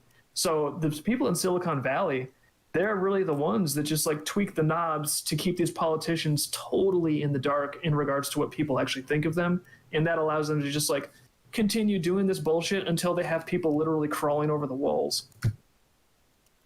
It's fucking bizarre, and it's well, we've talked about it. It's stuff no one seems to want, and then it just happens. And again, if people could talk, if people could just talk and joke and make fun of things and be irreverent and make their memes on social media, this stuff would be self-limiting. But because these social media companies have decided that they're going to be arbiters of like, oh, if people are making fun of something that we think is cool, that's hate speech. They're shut down. That is the thing that is letting all of this stuff flourish and just get like bizarrely pathological, far past the point where it should have ever been able to grow organically. It's beyond unnatural. Chat says, in Spanish, there's also been a bit of a push to end stuff with E instead of, I believe it's the A and the O, to make it more gender neutral. Now, I know a fair bit of Spanish and Portuguese, but I'm not a natural speaker. Is that even, like, would you have to rewrite the whole language to do that? Like, wouldn't you? Because they're no, very... the interns would have to do that, not the people making these choices. Well, yeah, they'd have to do that, but then everybody else would have to start speaking that way. People love to have control, and for some reason, it's especially the people that cannot do anything useful or productive in any sense of the word. Yeah, I just wonder, Raul, if you want to answer, go for it, because you're the natural speaker among any of us. But I don't think it's really a tenable solution. Like, those have always been a quote unquote gendered language. It largely didn't really have much to do with people's actual gender. It's just how the language was spoken and written. It wasn't particularly like a judgmental thing. It's just how it was. I don't know. It's very odd. I'm curious. Do we rewrite languages to be? Your whole language is offensive to women. Okay, well, sorry, I guess. It's that's an odd one. It also means that every Spanish class, like, it's also like guys like me that take a ton of Spanish classes. All that shit you learned, worthless. Yeah. How frustrating. Oh, and all those Spanish teachers, they'll have to start teaching. They'll have to start their whole careers over. All languages are naturally quite gendered. Yeah, I'm just talking about, in particular, Spanish is you'll have the male and female form of a lot of different words, and especially when you're talking about like group wordings, I believe it was. But anyway. Well, plus, like the other thing too about gender is that it exists in the world, and everyone can tell, and we all understand that it exists. So this this weird academic push to try to ban people from recognizing it or having any hint of it existing in language and stuff. It's like, no, this is just a foundational component of reality that everybody can see. Like, what are you people doing? No one's asking you to do this. You're just fucking around, and it's like not helping anyone. Yeah, I'm pretty sure that the guy that made like the whole sex and gender distinction originally, he like forced like sex transition surgery on a bunch of children. Oh, that's cool. Oh no! I think what he did was there were two brothers, and he forced one of them to transition, and then forced them to do sexual acts on each other. Oh my god! What is that real? What is that? I'm pretty sure that's correct. Okay. I mean, obviously I have no idea, but big if true, as they say. No, the gender stuff's weird. I'm like, yeah, you're born away. Maybe you want to look like a pretty princess. That's cool. Maybe you can pull it off, and if you can't, that sucks. What do you want me to do about it? Plus, like, you're not a pretty princess. I view them as I view them as separate issues anyways. Like if a person feels a certain way, if they want to present themselves a certain way or talk a certain way, like, yeah, cool, thumbs up, whatever.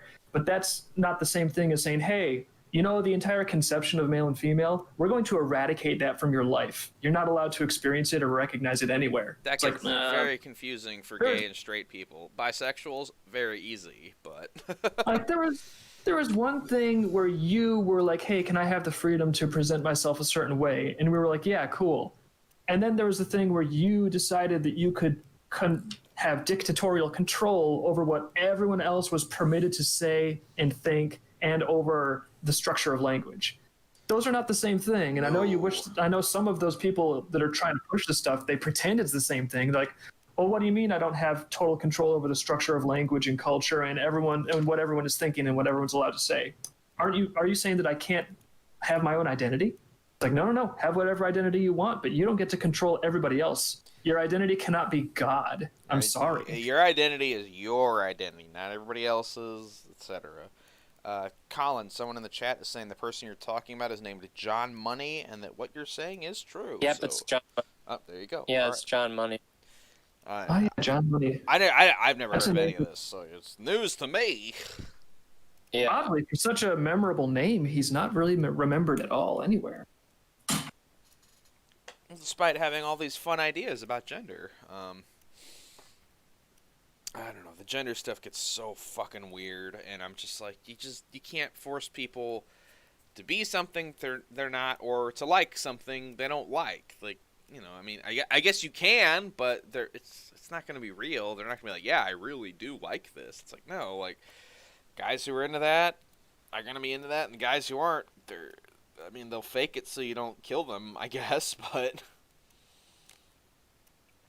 Again, like, I'm not trying to have like, oh, I'm going to be Mr. Consistency, because it's like, no, everyone's got weird inconsistencies. That's just human. But to me, it at least feels like there's a general thread of consistency in like my opinion on this stuff, where it's like, hey, personal freedom, like let people identify how they want, sure, but other people get to think what they want about you. You can identify how you want, but you don't get to tell other people what they must think. You know, they have the freedom to have their own thoughts, and they have the freedom to talk about some stuff. And like, everybody can have their own freedom to make their own choices, but you don't get to control what other people also think and do. And I mean, yeah, there's like, we could have like limitations and edge cases and blah, blah, blah. But just generally speaking, it seems like that's a pretty good rule of thumb. Yeah, right. Kind of known in psychology circles. Oh, okay. Apparently, more people know about this John Money guy than I do. So, he was buried in the great academic idea laundering scheme that has been going. Oh boy, I don't know about that. I mean, is John Money still around? Maybe we could have him as a guest on Snake Pit. yeah, John Money. If you'd like to show up and talk about your unethical child experiments, please do. If you have a Twitch channel, we'll definitely subscribe, buddy. Yeah, I mean, if he was an academic, I don't think they can ban us for having him on, right? You say that, but sometimes. Yeah, unfortunately, he died in 2006, so he didn't have a great guest star. That's too bad. Oh man, what happened? Did they like arrest him or something? Was he about to squeal? No, he won the Nobel Peace Prize. No, I mean, maybe. I don't know. You that could have happened. Who fucking knows? Nothing makes Actually, any sense. Is anyone else amazed that Maxine Giswell is still alive? I thought for sure they would have killed her by now. Yeah. What happened? I guess they realized the Epstein thing. It was like, oh, everybody realized that was a bunch of bullshit. So. Yeah, but at the same time, no one was able to do shit about it. So I figured that would have given them more of a sense of impunity. They would have been like, oh wow, everyone knows we assassinated this guy to hide like the worst kind of corruption in existence. None of them could do anything about it. Hey, we can just do this as much as we want. What's to stop us? But has anything come honestly, out? Has anything come out of her being in like, you know? Nothing yet, but I know as soon as she got put away, the news got real quiet about that whole situation. Yeah, so I mean, I guess they got the same results, you know. Yeah, true. Comment from the chat I like. Obviously, Maxine, whatever her name is, she has better protection than the Capitol buildings. Yeah! No kidding. Off topic, but just found this on someone's Discord server. Alright, whatever the fuck I'm about to click. Oh, it's a Dreamkeepers meme, and it's someone psychically lifting Volume 5. What is this? I don't know what this is, but thank you. You gotta send me, that sounds funny to look at. Send me a copy on Telegram or something later. Yes, please do, please do. I know I saw some new Volume 5 pages when I popped over to... Well, I think that was what you showed me with the very detailed Eric Powell-esque Grun pages you were showing me. Yes, I definitely got a bit of a slowdown from the whole multiple sclerosis thing, but I'm getting organized and I'm getting more pages in the pipeline. I've only got like just a handful of pages before the whole book is drawn now, so I'm feeling really good about actually getting back on top of it. Someone's saying after they got Maxine, they started busting a lot of child prostitution rings, but the media hasn't reported on it much. Oh, well, who would have thought? The media not reporting on that stuff. I mean, I want them to be reporting on like Pizzagate stuff. That would just make them get made fun of on Twitter by all the cool blue ticks. The blue ticks. The blue tick coonhounds. Our favorite breed of dog. Maybe that's a new like layer of like what if that becomes hate speech, is to talk about blue tick coonhounds? I mean, kind of gotta get on like a treadmill, like a euphemism treadmill, not because of any like offense taking, but because the offense taking will also destroy your career and your economic viability. Yeah, I gotta get better at being offended, but just not that much upsets me. Like outside of things that are directly happening to me or directly affecting me, I can't get upset about that stuff. It's like people are like, have you seen this awful movie? It's like, I don't care. I'll just not watch it. Like, You have to realize though, being offended for you would be powerless because you are not given social license to use that as a weapon. I know. It sucks. Like other people can do it and it's like a weapon for them and they can be like, oh, I'm in the victim hierarchy and they could go to town. But well, hey, if any of you make money off of being offended on my behalf, like, hey, send me a cut, but Yeah, but I mean, at this point, they would have to be someone who has demonstrated their loyalty in, basically parroting the right lines in the culture war, being like, oh yeah, every time there's a new hashtag, every time the blue ticks to say to get mad about this, I get really mad about it really publicly on Twitter. Grr. It's like you have to be signing up to all of that stuff. You have to thoughtlessly accept all the opinions you're told to accept and repeat. And then if you're conforming in like a perfect ballet of doing what you're supposed to do, at that point your offense means something. And at that point you're allowed to kind of get in there and get the very meager rewards for your total complicity and obedience. What a headache. So I'm not saying like people can make up their own minds if it's worth it to obey and get into the social zeitgeist and become like a soldier in this asinine thing. And if they think it's worth it, that they can finally weaponize their negative emotion. But I don't know. I don't think it's actually worth it. I think it looks fun from the outside, but I don't think it's fun. If I was to guess. I mean, it seems miserable because like the stuff they're upset about seems so like. Do you really care? Like, are you sure you care? Like, and then the best thing to ask is why, and the best you can get is like, well, that's a bad thing. And it's like, well, okay, is it affecting you? No. Can you do anything about it? No. Well, what more do you want? I mean, that's almost the compact though for the people that are in that like system, I guess you could call it. They get protection they kind of get protection from the system and the people running the system to a degree, but it's like the bargain is, well, you have to be angry and unhappy the way we tell you to be when we tell you to be. When we tell you, oh, here's an injustice, be unhappy, you have to be unhappy. If you're not visibly unhappy, you're out of the system. Yeah, I mean, I'm plenty angry and happy about stuff, but it's generally about things that are like actually affecting me, not weird extraneous bullshit. Well, yeah, you have unhappiness that relates to like actual personal experiences that you have gone through. Yeah, that's worth nothing to the people that are trying to pull these strings. You What a- have what a to backwards only value be system. concerned about the things that they tell you to be concerned about. I guess I ask too many questions, and I have too many levels of like layers of abstraction where I just think like, well, hold on, that doesn't apply to me. That doesn't make sense. I have such crazy thoughts as that doesn't make sense, or that isn't upsetting me. Yeah. Can't do that. Can't do that. It's a nightmare. Although it's getting to the point now where, I mean, if people are climbing the walls in the Capitol building and running around in Congress in Viking helmets, maybe we've finally got to the breaking point where things will change. Like, I'm not optimistic of that. I think they'll just squeeze even harder and use this as justification. Yeah, no, that's what I was. Well, I said that earlier, whereas I was in those chat rooms, and people were like, "Oh, those dumb MAGA idiots," and I'm like, guys, realize this is just gonna be, we all just get stepped on more because of this. Like, it doesn't really matter if what is it? There's that meme that goes around where it's like, oh, you can pull a lever at any time to stop the trolley, and the trolley's like running over a bunch of people on train tracks. But if you do, everybody who has been run over by the trolley, like, their sacrifice will have meant nothing. Like, that's the meme. It's like, do you pull the lever or not? But a friend sent me a new version where it's the same picture, and it's like, if you pull the lever, the color of the trolley changes from red to blue.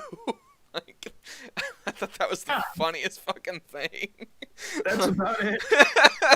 Like, doesn't stop, doesn't get better. It's like, the trolley's a different color now.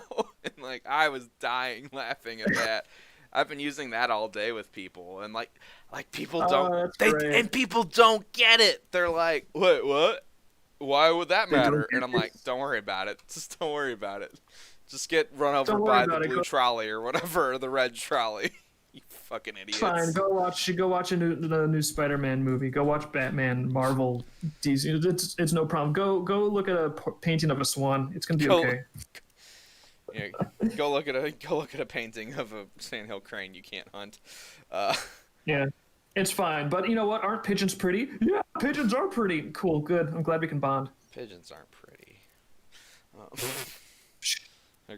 When in Rome, they're mangy looking. When you're talking with these people, just tell them pigeons are pretty. That's the only thing they're gonna fucking understand. Well, I think we've hit that stuff pretty well. Do we want to talk about our plans? Because I talked with you about this yesterday, and it's such a confusing mess. And I'd actually really like to hear chat's feedback on this because it's confusing. Actually, if you kick off, I'm gonna hit the restroom real quick. I'll be back in a sec. Sure, I'll explain what's going on. This week they announced that Anthrocon is currently making plans to happen. I don't know if it will. Nobody really knows, but they were suddenly like, "Hey, you have to set up for if you want to go or not." And I'm like, "Wow, with how tumultuous things have been across the nation, I have no idea." I was honestly kind of surprised they were announcing it, and they were saying like, "Hey, make a decision before the end of the month." I was like, "Holy cow, you wanna?" Okay, so I deferred to 2021. They're saying I have to go, and I start to look through their article. Well, not in their article, their release and their guidelines, and they're saying they want to have Anthrocon. You can be a dealer. Your table, you've deferred, you've paid for it already. We want to have the convention, but you still got to wear masks. And I'm like, well, that seems a little weird. Are there any other rules? And it's like, no, it's either the convention happens and you wear masks, or the convention doesn't happen because the city of Pittsburgh deems it so. I'm like, okay. This doesn't exactly make a lot of sense to me. What do I do? Because I've been to Anthrocon many, many times, and it's a big, crowded, fun, crazy event.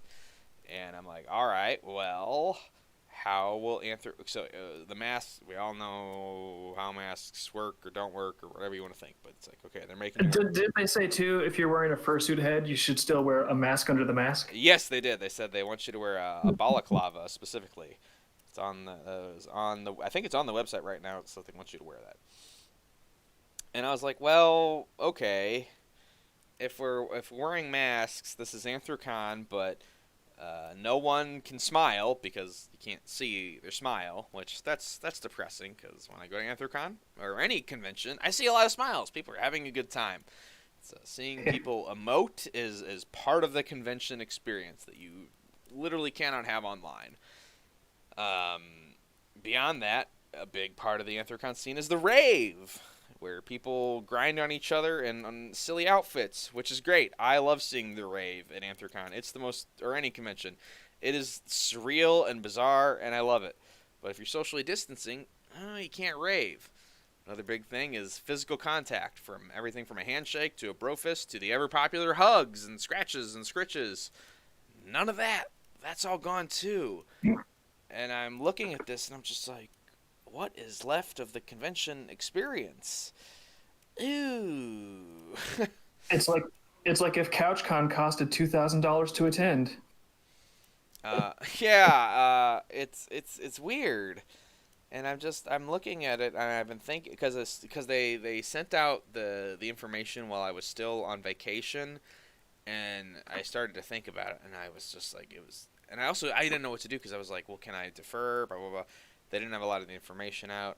I think I know where I'm at now, but I wanted to hear chat's thoughts too, because I was just like, just thinking about like I've been putting it to people, it's an Anthrocon without hugs or smiles or dancing.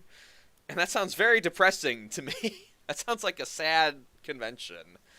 I don't know. Maybe you think otherwise, but I've posited that. Also, anybody who's been to Anthrocon in particular, the elevator situation, I don't know how the fuck they're gonna do that. That sounds like a nightmare. The elevators will just do one person at a time. No problem.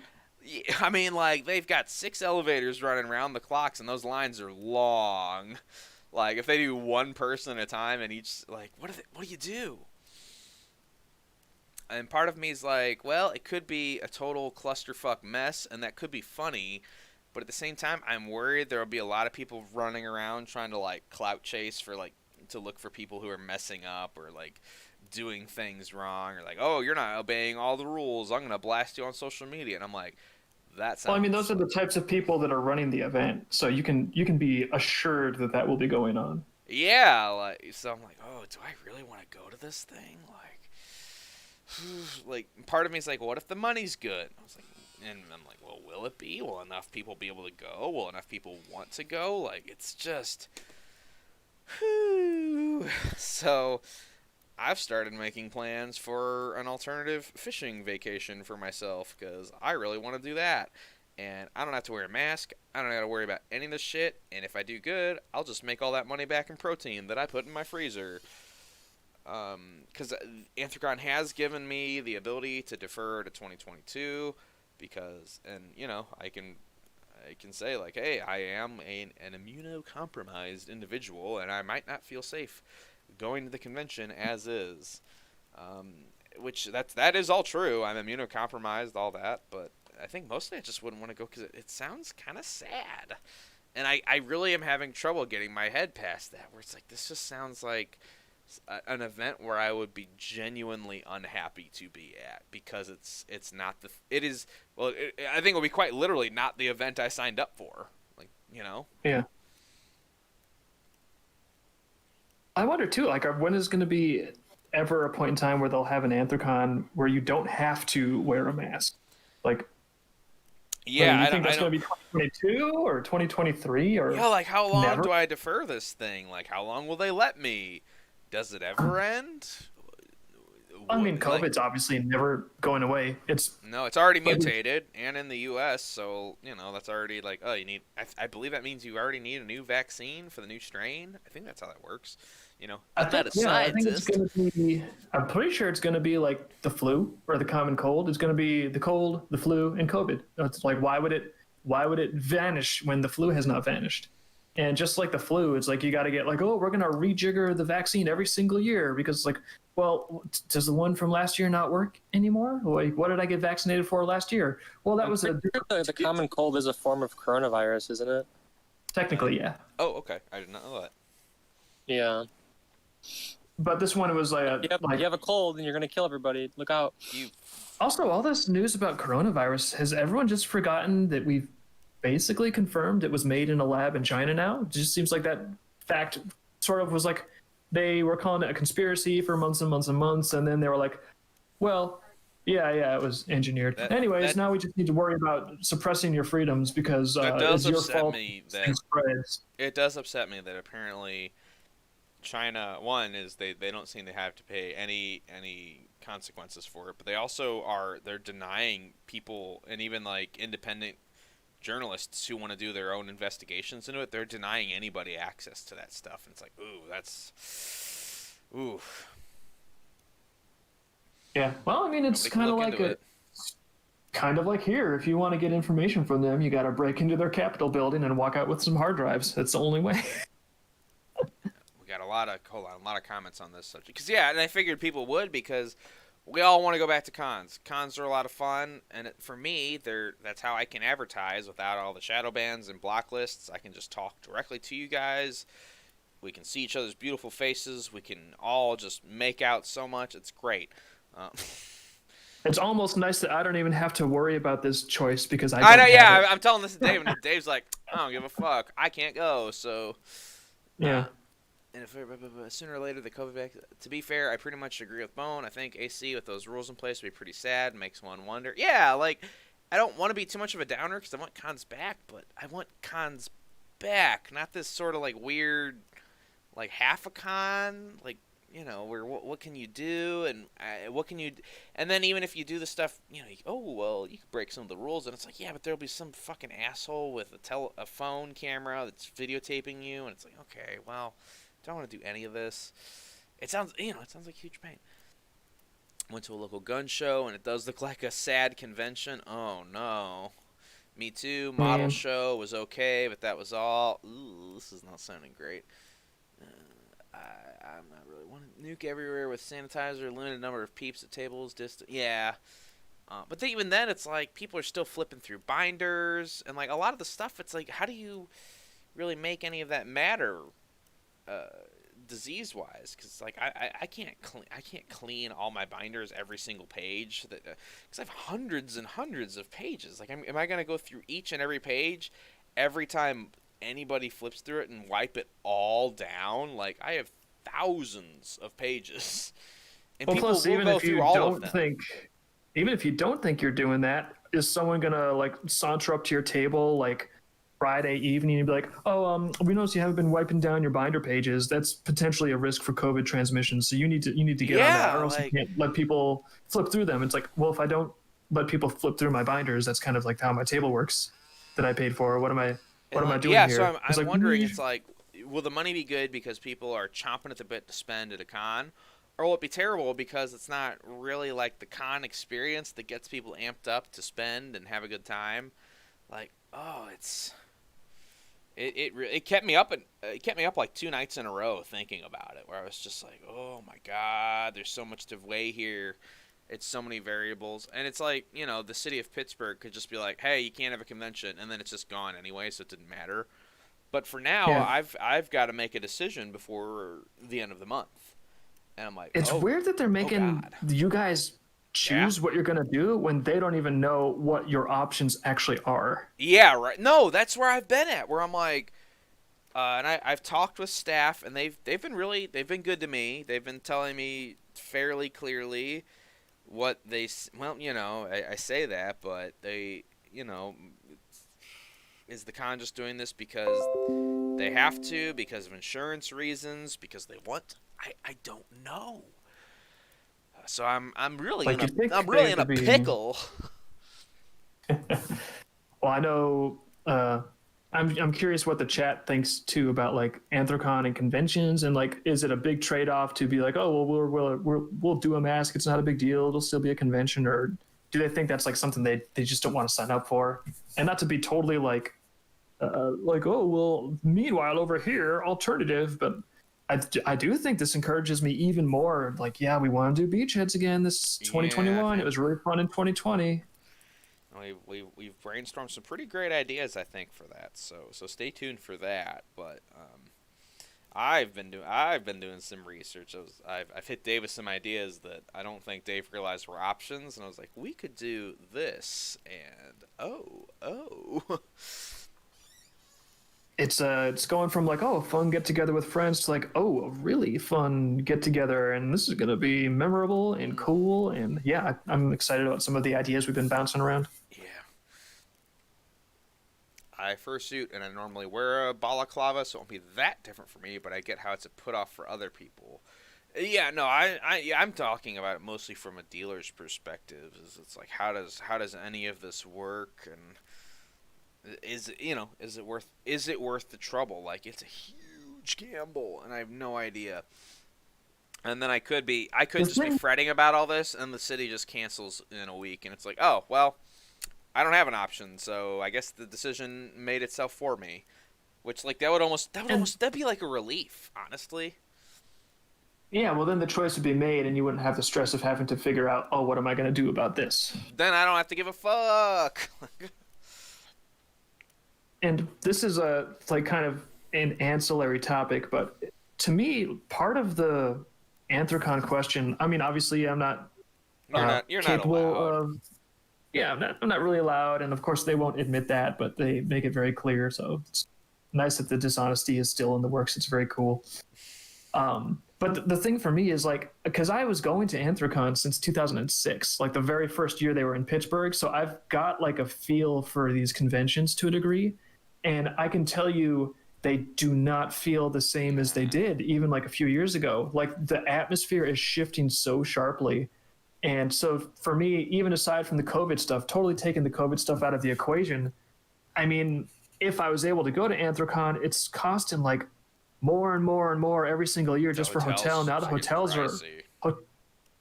are almost like around $2,000 just to be in like a crappy hotel room for the weekend. Like $2,000 of upfront cost as a dealer. That's huge.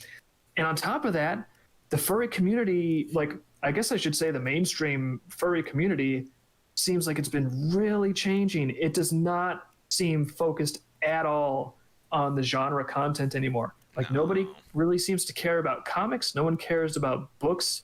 Like there's no people there that like, are reading the stuff that we're into, or it seems like it's more about like, again, lifestyle political stuff, conformity and hookups.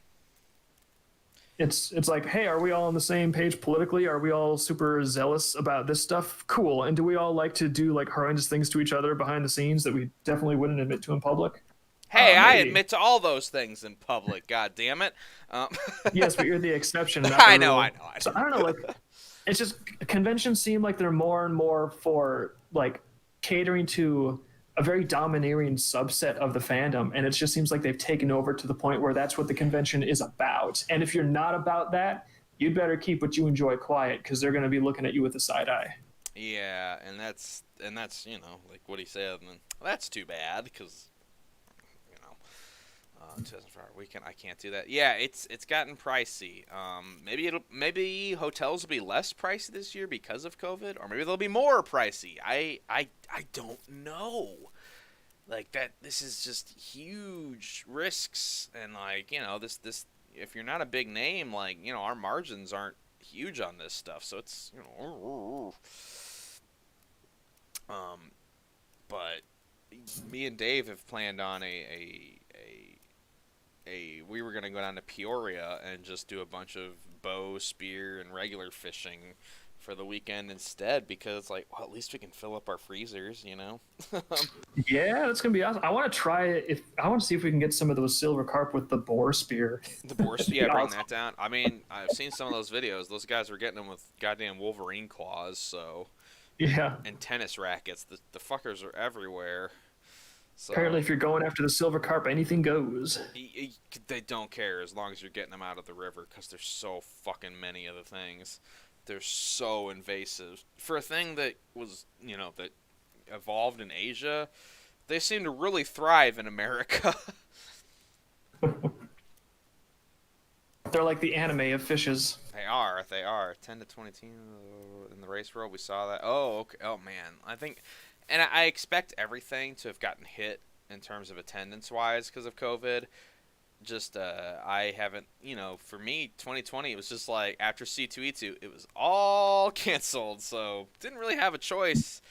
The choice was made for me, which that sucked, but now the choice is on me. I guess it just comes with some caveats. I'm not sure I'm ready to take the risk on, especially with, like I said, my own low profit margins. I take doing this is already a huge risk in and of itself. To take even more risks without that potential huge reward payoff, we don't know.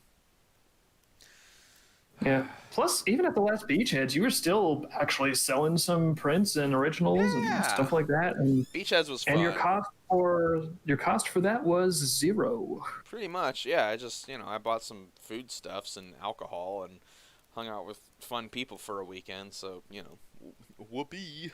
Yeah. Can't complain. Another thing to think about too is I believe Megaplex is going to try to be back on for 2021. And they're so if August. Megaplex is back on in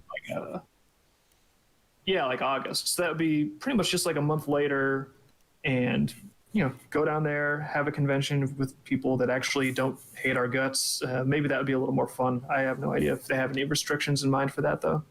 Yeah, Anthrocon very specifically had the stuff about masks and whatnot, which just in my head, I immediately start thinking about logistics and okay, what's the follow through? What's the logic on this? And it's like, and I just start thinking of all my years in Anthrocon at conventions, and it's like, wait, how does any of this add up right? Oh God. Although people might love to get the chance to show other people how much they are wearing a mask. I mean, yeah, people love that. They love that shit. And whatever. I think it's silly, but like I said, and it's also for me, it's a salesmanship thing. I'm a good in-person salesman, but I kind of need my face for that. If I don't have my face, like, I don't know if I'm gonna be that much of a salesman. Like how I've never done a con where I'm like, what I'll do is I'll do an experiment this convention where I don't show people half my face and see how sales are affected. I'm like, haven't wanted to do that experiment. Like, ooh. Actually, have you noticed that a lot of times, like in the grocery store or whatever, people use more body language than they used to because they have to compensate for not having facial expressions? And I wouldn't doubt it. That sounds very tiring. People kind of have to they make motions like they're in a costume and in like a children's show or something. Like they're behind Barney, like agreeing with what Barney says with their body language. It's like now we have to because we can't use our face anymore. Yeah, that you'd have. I mean, you'd have to. Like, what else are you gonna do? Like, stand there behind your mask and not emote? I mean, that's certainly gonna hit sales. But yeah, I don't. It's so weird too, because like if they're so strict about all the mask stuff and like don't touch each other, maintain distance, like no touching, no breathing on each other, 15 layers of masks. It's like like half these people are just gonna immediately go into a hotel room and start spraying each other with bodily fluids. That's right. Why are you? I hadn't gotten to that yet, but yes, the room parties. How in the world will those work? And all it takes is one fucker at the room party orgy to be like, everybody at this orgy wasn't wearing a mask. Like, jizz and buttholes were everywhere, but everybody wore the mask, so it was okay. It's like, well, that's not really how anything works. Oh, Gio's on, right in time for me to I joined at a really interesting time. Hello, Bone. Yeah, did you want to talk to me about buttholes at conventions? Was that what's up, buddy? I wasn't planning on That was it, the reason but... we can't really. So what's up, Gio? What's brought you in? Oh man, life's been busy. It's been good though. Are you late because enjoying... you were attacking the Capitol with your friends? No, I was not. You should have said yes. No, I was busy making Parthian chicken, so I'm afraid I had to pass on the whole taking over the country thing. Am I the only person here with any Yukio Mishima spirit who wants to cause a little coup now and then? Ugh, terrible. Yukio Mishima wind up committing suicide because of a failed coup? Yeah, he tried a coup and he really failed his charisma roll. Like, not only did it not work, but everybody laughed at him, and then he had to kill himself. Like, he had the worst charisma roll ever. Meanwhile, these guys, They're doing everything he ever wanted. So, just saying. Just saying. Sounds like a good deal. Oh my god, guys. What? I just read that apparently there was some like senator or something who was going on and on about being an Army Ranger, and then someone posted a picture of him like freaking the hell out, like when people were storming the Capitol, and then someone responded, "My training kicked in immediately." My training kicked in immediately. I instantly shat my pants and began screaming for air support. The training kicked in. That's pretty great.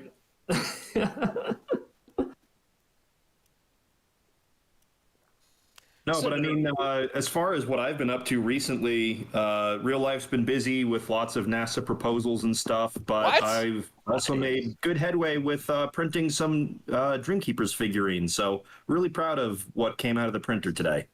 Yeah, no kidding. Those I saw photos those. look Those look so amazing. good. Yeah, the guy who, I forget the artist's name who modeled it, I don't take credit for the design. I just run a printer. So I'm just the manufacturer, not the artist. But yeah, they're had to work through a couple issues with the printer, but once I started figuring it out, it's coming out really nice. So might have to make a bunch more of these. Yeah, And I saw you did the two. artist, You did a smaller one, and you're like, "That's no good." And you made a bigger one, and you were like, "It looks even better." I would say the artist is Margot, and Margot. like, whoa, you take off the motorcycle helmet. What's this? 80s movie moment. It's a girl. Whoa. Okay, then. She did a great job. Yeah, she was awesome. Her figurines are so good. And this is the first time I've seen it, in physical, real form. So your printing skills, I did not think that could actually be printed. I thought people would have to, like, oh, you're going to have to do this in pieces and have some components that you put together later. But no, you just busted that thing out. Oh, that was all one piece? Oh, yeah, it's all one piece. I Yep, remember, so I was part of the behind the scenes discussions on this. I was like, well, maybe we'll print it in pieces. And me, I'm just like, oh, okay, that'll work. Well, so I think part of the reason that makes this better to print is this is a resin printer. So essentially you grow it layer by layer out of this ooze. And, I tried at first printing her like the way she stands on a table, like, from the legs up. And Yeah. I was running into all sorts of problems because you basically end up with a bunch of unsupported features that you can't support, so they won't print. But if you print her from the back, so she kind of grows, tail first to the body to the tip of the gun, everything is kind of already sitting upon some other supports that you can get in there, and it grows out really, really nicely. So took a bunch of tries, like the little smaller V that I shared around.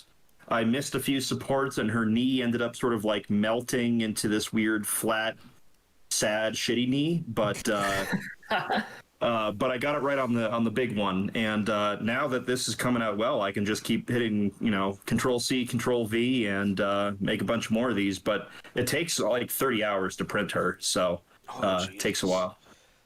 But I guess what that means is Scenario won the skirmish tournament, so he's going to get the first one. And then after that, however many we can put together, we'll probably be having a limited run of V figurines for people. Well, and there's also... And I'll see how much I really, really like printing things. What was it? I was at Dave's place yesterday, and it was just consumed by V ferrets. The little... What? Oh, yeah! Dave, you want to explain the V ferrets that have taken over your living room? Yeah, Liz is deep into production on the VU Nekos, as she calls them. They're little Ryuneko plush, but they're Ryuneko plush that have like the V color scheme, and we got just a whole pile of them now. There's like 12 of them in his living room, and My God. You walk in and they're all there, and you're like, whoa, what's going on? Am I in trouble? Dave, is Liz okay? Yeah, No. You all right? No. Yeah, I think so. No, this is Stay all held the Don't listen V's to his a lies. cry for help. no, it's a cry for. I guess we have to fulfill this Volume 5 Indiegogo now because Yes. people funded it. That Wait, reminds no, me. that was one of the tier rewards. Then wasn't that the top mega tier reward? Yes, actually, it's like the top mega tier reward gets a Vianeko, and they get another Rianeko of whatever type they choose. So she's also got like a Spark Rianeko in the works and like an Air Rianeko. The Air Rianeko's coming out so pretty. Sweet. You guys need to share pictures of those. They're very Yeah. cute. Yeah, I'll they tell look Liz, hey, look get some good. pictures. Just when you walk in and you see like a half a dozen, well, not a half, a full dozen of them, you're like, whoa, what the, what's happening here? Yeah, and I've got again, that makes me feel good. I'm getting back on graphic novel production. I'm doing a Prelude comic here, which actually this is the last installment of the current arc, so I'm excited about that too. Moving on to some Lilith and Nama stuff. But I'm glad to have so much production in the works. It's like we got figurines, we got plush, we got books. So it's all coming together, and we're going to have a glorious, glorious fulfillment for Volume 5. And I'm happy about that. And plus more stuff coming too, because False Start, you're getting ready for crowdfunding that, I think, this year, definitely, right? Yeah, the idea is to do it in March. I finished doing all of the page. I took about 70 plus pages today and resized, color corrected, and relabeled them for use on the book printing and for the website uploads. I actually need to remind myself probably tomorrow to contact you, because I was like, how do I get into the Vivid backend again? I forget offhand. I've got all those done, though, so once I know how to get in, I've got a whole lot of that. It was False Start and VHB stuff, so that was so fun to work on.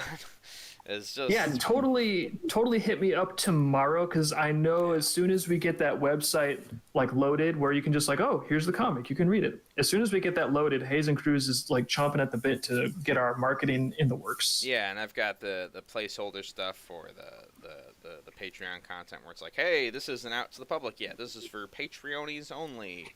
So I've got it's all done. I was just like, I gotta get. I told you yesterday. I was like, I'll have it done by the end of the week. I had it done in 24 hours. Boom. Nice. There you go. Nice. Should have had it done sooner, but I have to handle projects one thing at a time. So. On top of making the big choices called, do I go to this convention where they're not sure if I can go to it or not? Yeah, you know, me and my very difficult life. Although at the same time, God, it looks like I'll be able. I don't know. Should I talk about that or not? I don't know. We'll see. But I think I don't know what you're even referring to. Well, if you thought about it long enough, you could maybe figure out what I'm referring to. But I don't know. I'm pretty dumb. I got a really nice Christmas gift this year. A really nice one. So. Oh, okay. Yeah, from my in-laws. That came out of nowhere. And I was like, oh, I guess they do like that I married their son. All right. You ever, we all have in-laws. Okay, maybe we all don't, but you sometimes wonder, it's like, do they really like me? Did they come to the wedding just because they were supposed to? You're like, how much do they really like me? I found out they really liked me, so It's felt good. That's good. Meanwhile, Proper balance of liking you versus being angry at their son for his choices. No, my in-laws are lovely. Currently, they're winning over my own parents. Really, to be honest, I love my parents, but I think I might love the in-laws a little more right now. I visited my parents for Christmas, which was fun, but I talked to Dave about this. But man, listening to them watch like the regular people news, like because they watch NBC, not MSNBC, but they just watch like NBC regular news. It's just like, it's the weirdest thing. It's just a half hour of nonstop, be afraid of COVID. Like, that's all it is. There's nothing else. And I'm like, oh, that's why they're like this. And just like what their political positions are, what stuff affects them, what like they worry about. I'm just like, oh, we live such different lives now, and yet you raised me. Oh. Well, it's it's so weird because you always, or at least I always think like, oh, all this transparent political propaganda, like who does this work on? Who do they think they're kidding? And then you see people like that and you're like, oh God, it works on these people. Oh And no, it maybe works there's on my own and, parents who I love and so much.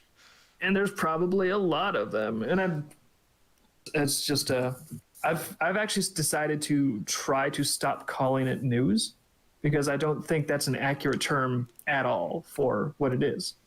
I think the accurate term is just corporate spin. It's like, what do the corporations want you to think today? That's what they're putting in these broadcasts, and it's like the streaming services for these huge, massive media corporations. So it's corporate spin, and I mean that doesn't mean it's always completely false. Sometimes it is, not all the time, but I think it's more accurate to call it that than it is to call it, oh, what's on the news? It's like, it's not really the news. It's they have an agenda that they very frequently try to push, and a lot of times they'll obfuscate or recontextualize in a very misleading way for those reasons. And it's like, yeah, it's not really kind of giving it too much credit to call it news at this point, I think. I did call it, because Dave has told me this before, the corporate spin thing. And I called it that one night, and my parents did not appreciate that. So it's probably accurate, is what I'm saying. Yeah, if they got the feeling where it's like, what, that's silly, it would have been funny to them. But if they were like, I don't like that, that means it hit a little too close to home, and they kind of knew it. A little too closely to home, so. Yeah. Oh, God, but yeah, just sometimes... largely, my vacation down there with them was nice. I read a bunch of books. Actually, I forgot to mention this when I visited the other day, but you and Liz got me that Venture Brothers art book. Yeah. Which I've read. It's divided up because it is an episode by episode commentary by the creators, following like when they were trying to pitch the show through the pilot episode all the way through season 6. Oh, cool. Yeah, and it's very text heavy actually. It's between Jackson Public and Doc Hammer, the creators of the show, and I read all the way through season 3, and it reads like, Dave, if I finish False Start and you finish Dreamkeepers, and then you and I had to like work on an animated series, either of either of those two franchises or a completely new thing. If me and you worked on an animated series together. Yeah. I think we would sound like these two guys. Like, it is weird. I mean, strap in, because part of the Vivid Task Force meeting that we're having on Saturday is introducing new plans for gearing up Tectomic production in 2021. I mean, it's freakish at times, where I'm like, oh, this just sounds like things Dave and I have talked about in terms of the creative process, working with corporations, all this. And, like, we never see this, but from other people that work on animated or comic projects. It even gets to the point where one of the guys, Jackson Public, he's got more of an animation background, whereas Doc Hammer, he's got more of a painting background. It's like, what the fuck? it's like pretty eerie. Yeah, it's bizarre, but it was really reassuring to read. It's like, oh, so like people who give a shit about their franchises and their characters and their stories, like, they make good things and they can be successful. That's cool. So it's been really encouraging to read that, and I'll let you borrow the book because you probably get a kick out of it. Hey, all right. Yeah, no, so good find on you and Liz's part, but just reading that over the break, I was really impressed, and it felt good. And it was also nice that it came from like a series I obviously love. And it was like, oh, this is made by people like me. And it could only be made by people like me. It wouldn't work otherwise. Yeah. It's been really cool. So that's me saying thank you, but also good job. I don't know, whatever. You know what I'm saying. Yeah, I'm glad it worked out, and it does get me a little more like enthused about Tectomic stuff. Granted, I'm not going to be heavily involved in leading the production right off the bat because Volume 5 takes precedence. But that's exactly why we got some project structure changes, and there's going to be a new project lead, and that's one of the things that I'm excited about this year. Is Vivid Publishing is really it's really finally gearing up in a way where I'm pulling in people that want to help grow the company, And instead of being like, no, I have to do it all myself because I can't pay everyone $1 million salaries. And they're like, yeah, but we'd still like to help make cool stuff and do it together. It's like, I'm finally easing up off of the controls a little bit and sharing some authority. And I think it's going to make things work a lot better and faster and just make more possibilities kind of like spring up across the board. Because I'm no longer making myself like the bottleneck on every venture that we're trying to do. God gave him MS, so he'd be less of a control freak. I mean, maybe. It's just the way you're phrasing it.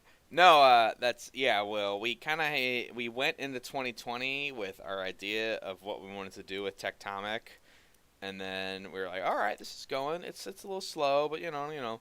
And then COVID happened. It was like, all right, we can't work on that at all. We have to restructure and redo everything, and that's what we've spent the year doing.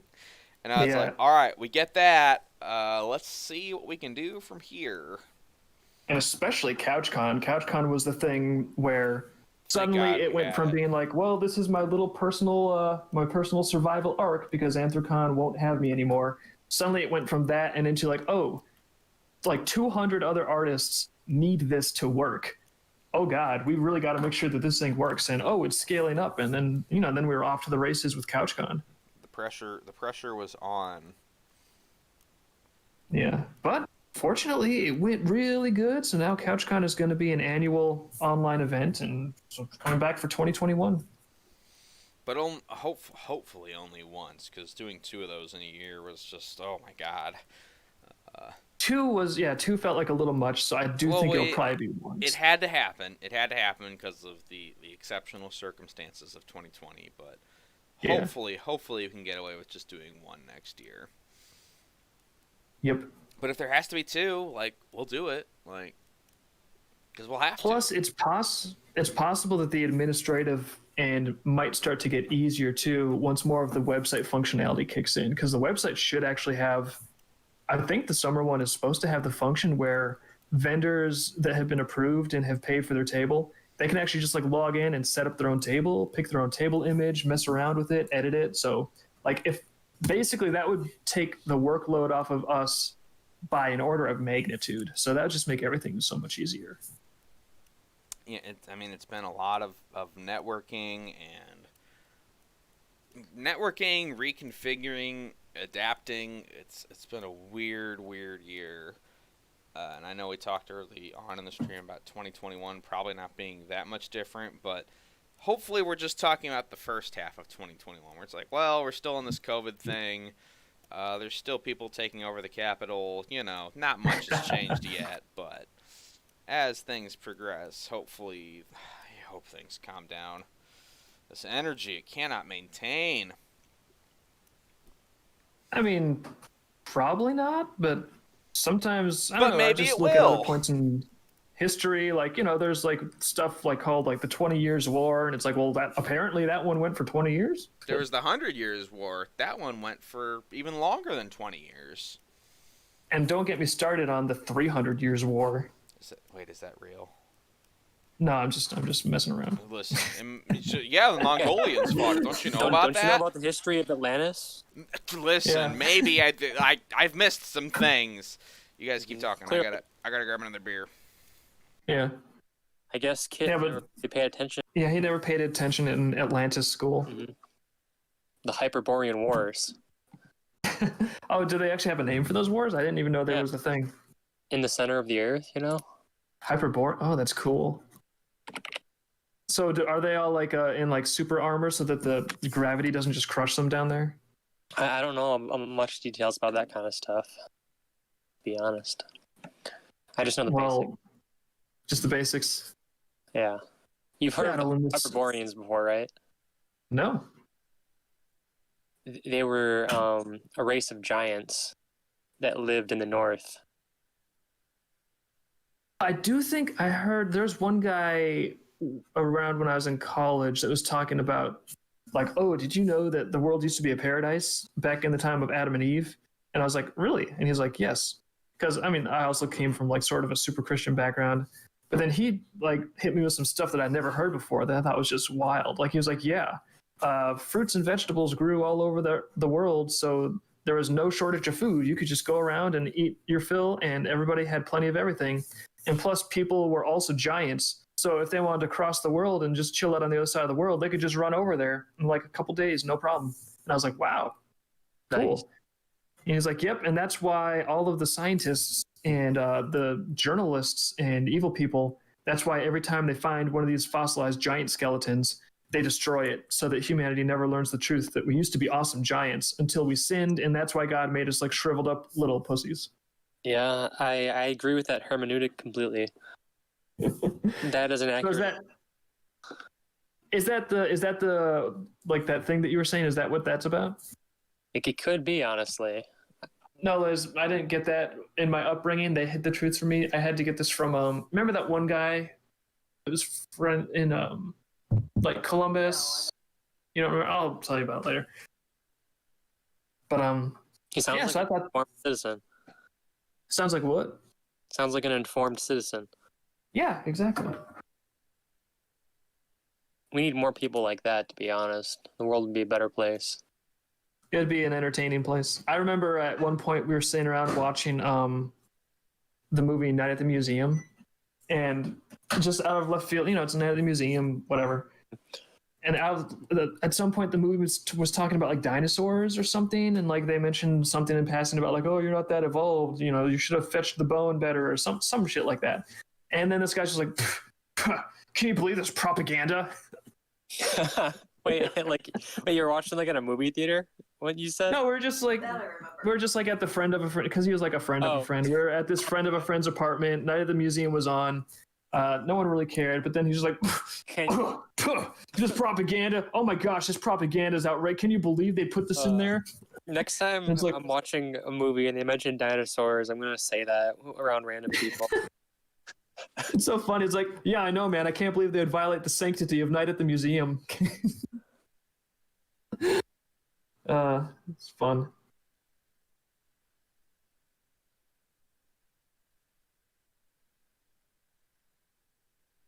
Of course, I do think it's possible dinosaurs were fake, because believing that is entertaining. I don't know. What's your opinion on whether dinosaurs were real, Colin? I don't know enough about the subject, to be honest. That's fair. You're not an expert. You can't be expected to share an opinion on I haven't looked into it at all, so I don't know. I tend to be agnostic on subjects until I've looked into them or through theories about things.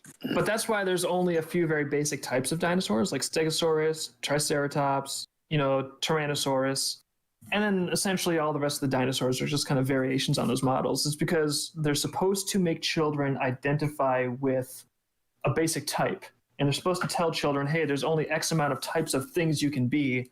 And if you identify with a Stegosaurus, obviously you're going to be an academic, and that's what you should be subconsciously pursuing in your schooling. If you identify with a Tyrannosaurus, you need to just sort of get failing grades. But then after you get out of school, we'll put you in the military or into sports. And that's what you're meant to be because you like the T-Rex as a kid. So it's a way to sort of like funnel children into social roles. Is my really cool theory that's totally legit, and people should take it seriously. I'll have to quote you on that next time I write my Liz? Debunking dinosaurs. Oh, Liz says, what about the Pteranodon? Well, Liz, some people have to fill the mental hospitals, and that's the Pteranodons. Any kid that likes a Pteranodon, you know, it's like, they're going to have problems.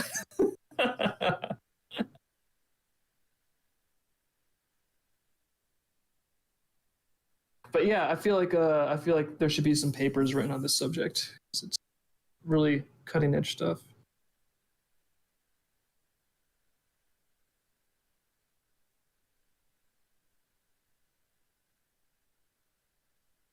For example, all the people right now in Washington climbing over the walls and running around in the halls of Congress.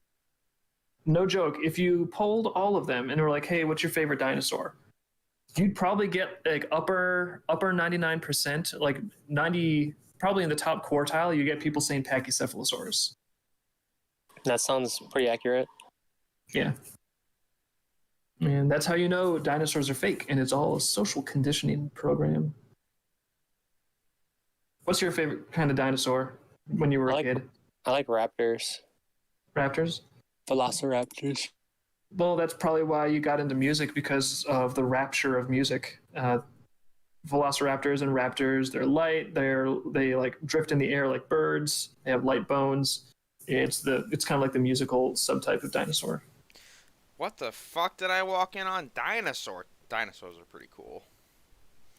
Oh, so you believe that they're real? What did I walk into? I was just gonna be like, what are the kinds? Spinosaurs, the kinds with the big giant frills on the back.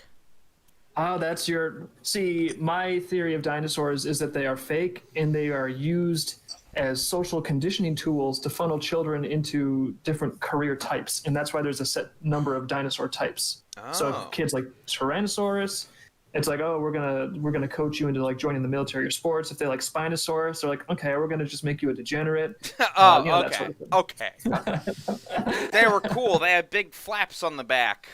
They were great. Yeah.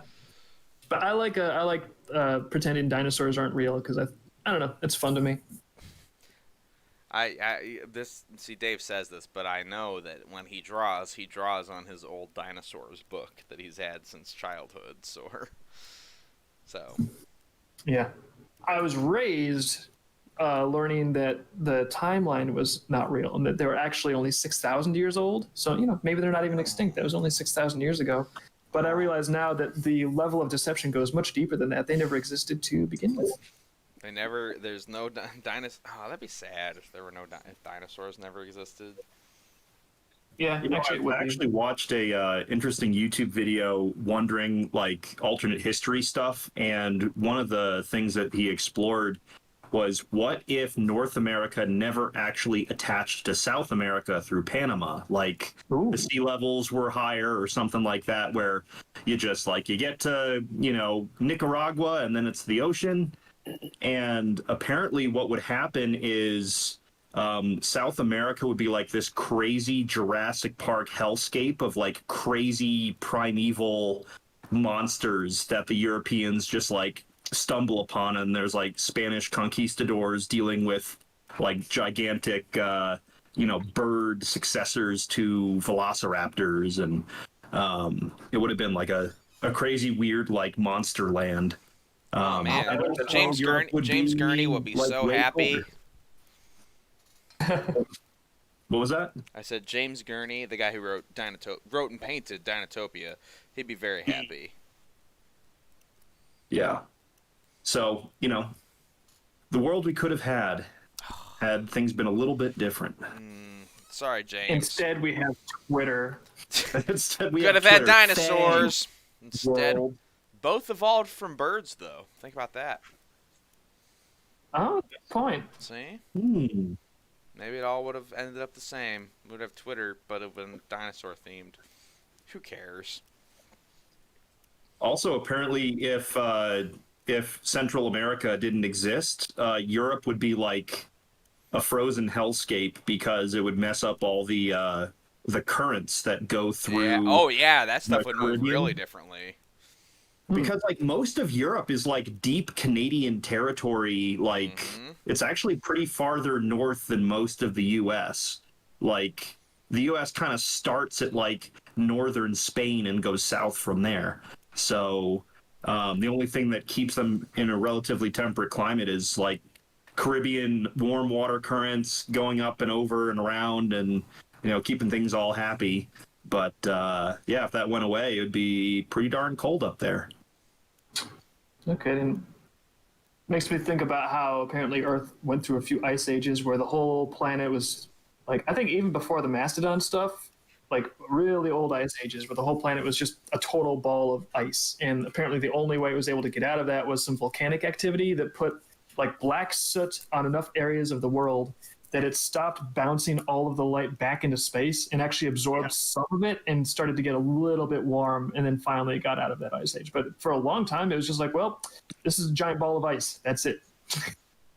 It's funny, the actual color like of a surface changes a lot how much heat it absorbs and retains. And In one book I read, it was talking about, alternative energy and all sorts of stuff. And it's like, well, what if we just went to solar? Like, because, the sun, that's what heats the earth anyways. Let's just use the sun for electricity. But, solar cells are black to absorb all the light. And apparently, if you put enough solar cells to make enough electricity to, power our normal needs, the Earth would get warmer by like 2 or 3 degrees because the Earth's surface would get blacker and more heat would be absorbed and retained just because it's hitting black things instead of hitting green things or brown things or whatever else you put solar panels on top of. Well, we might be warming up the Earth by a few degrees, but at least we'd fix global warming. We fixed it. I was going to say, we don't have to make it a race thing, but, Oh, Dim zing zang zabow. I was like, who's going to go for that low-hanging fruit? And then when I realized Them's no the one else jokes, was, I realized it had to be me. I don't know why I'm trying to, copy this panel Dave's drawing, but, poorly because he keeps moving it around, but also just because it looked funny to me. So I'm just drawing it on stream. Yeah, why not? But those offensive jokes, that's the Spinosaurus in you coming out, I can tell. Thank you. It's also in this big negative space that I'm not even using on this drawing, so whatever. Dinosaurs, though. Who knew there were all these deep lore dinosaur ideas, conspiracies, threads? Yeah. Not sure what to call them. All of the people working in paleontology, they all got paid off by Epstein personally to fabricate more dinosaurs. They were paid off by Big Spinosaur. Yeah. See, I only am saying all these stupid James Gurney jokes because I read one of his books while I read when I'm on vacation, I get so much reading done because I don't just listen to audiobooks. I'll actually read books. So I got a ton of reading done, and I read a James Gurney book on painting, which he has whole chapters where it's like, here's how to paint dinosaurs, and it's like, fuck yeah. It's like painting. I think I just like paint portraits of boring old ladies and their pets. Whatever. Paint dinosaurs. That's cool as fuck. You know what? I've been going through some tutorials online that are free. Have you heard of the Etherington brothers and their How to Think When You Draw series? No. I've heard that name of that series. I just hadn't heard the name of the people that do it.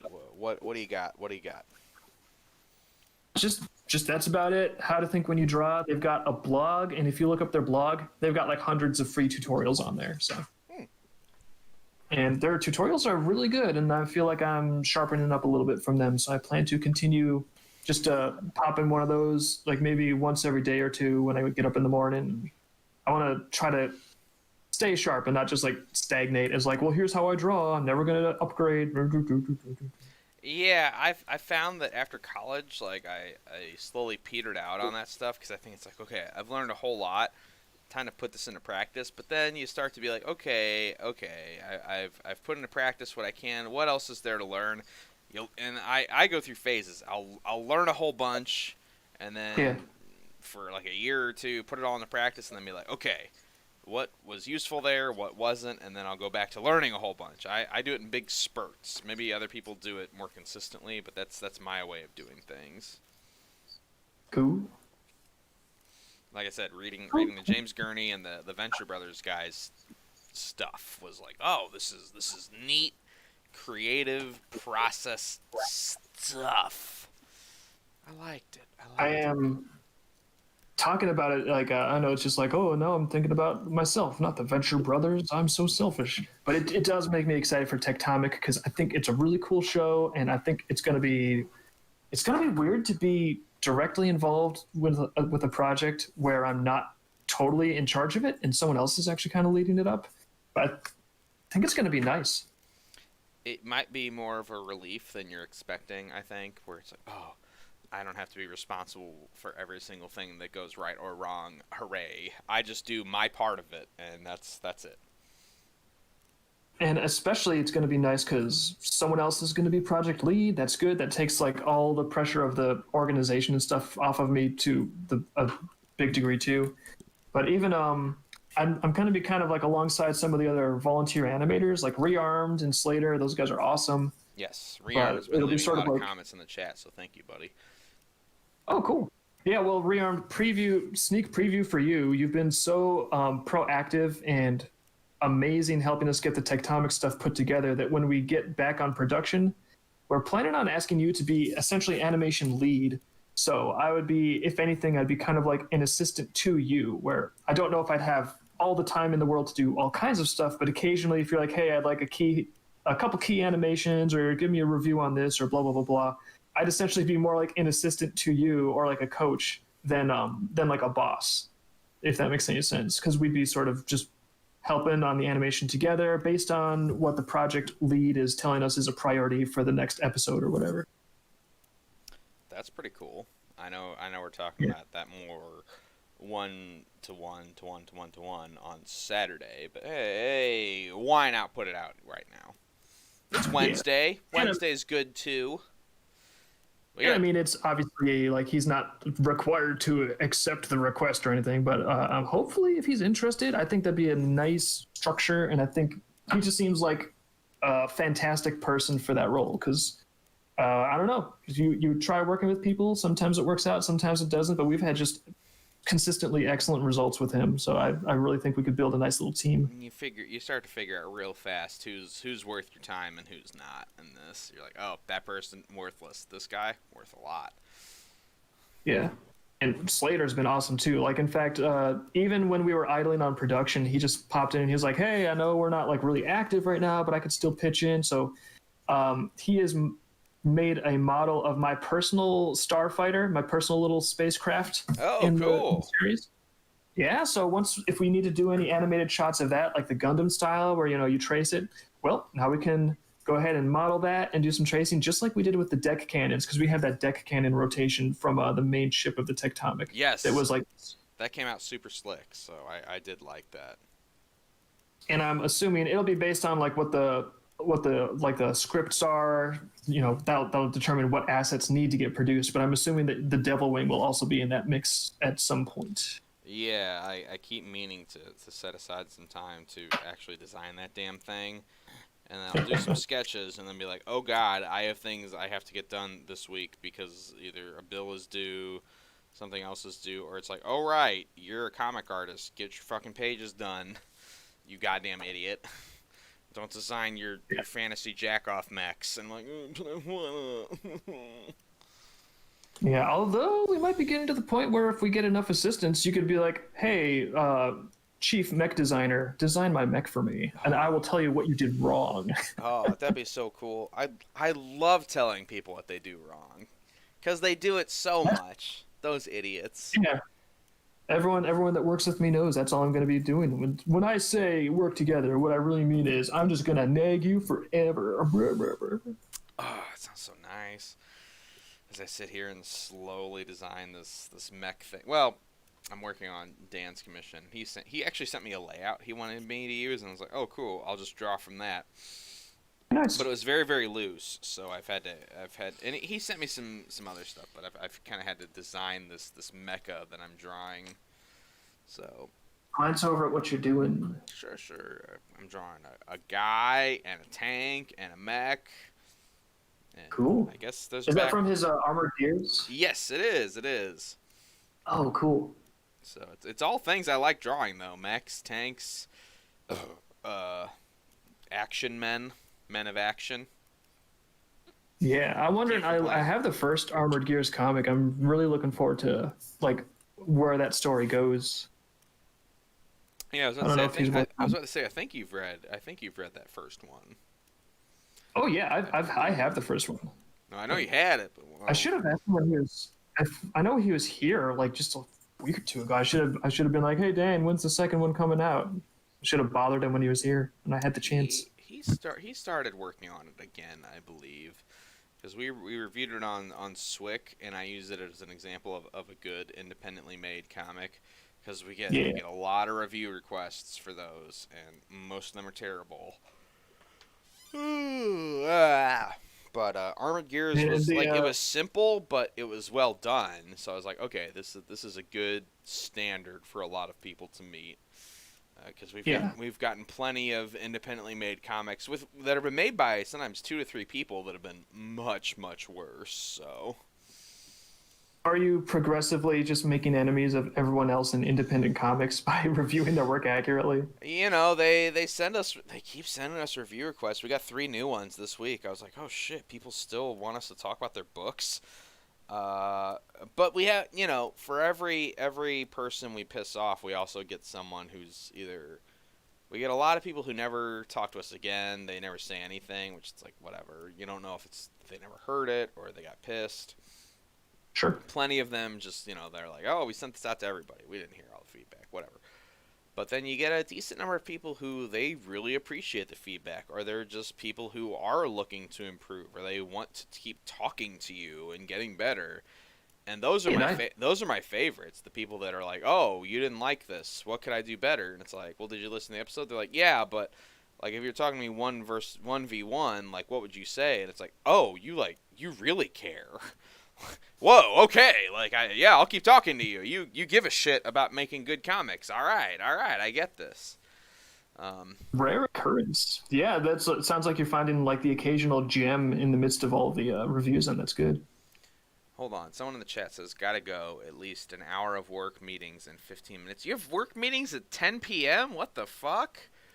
Ralph, I know your hours. What the hell's going on, buddy? Writing it currently, it's a bit more complex now. Okay, that's crazy. I didn't work hour. I mean, I understand me having work hours right now, but that's different. He works for a normal person job. They can't do that to you. Well, due to COVID, maybe they can. It's a whole new fucking world, man. It's a whole new fucking world. They just put that phrase on front of everything. It's like, oh, what do we want to do to screw people over? Well, due to how do we get away COVID, with fuck you. Yeah, pretty much. That's pretty much how everything is now. Sucks. Fucking sucks.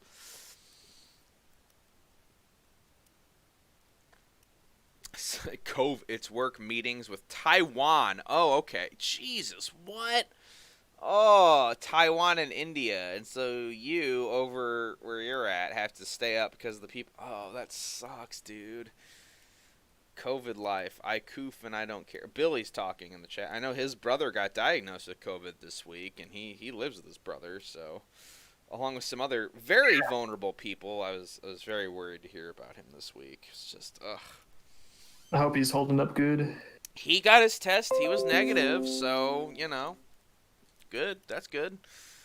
Well, I mean, yeah, we do everything we can to take care of our attitudes, but I mean, what about, does he have COVID?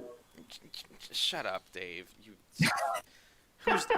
I think you're the real Spinosaurus here, if I'm being frank. Maybe you're more like the Phagosaurus.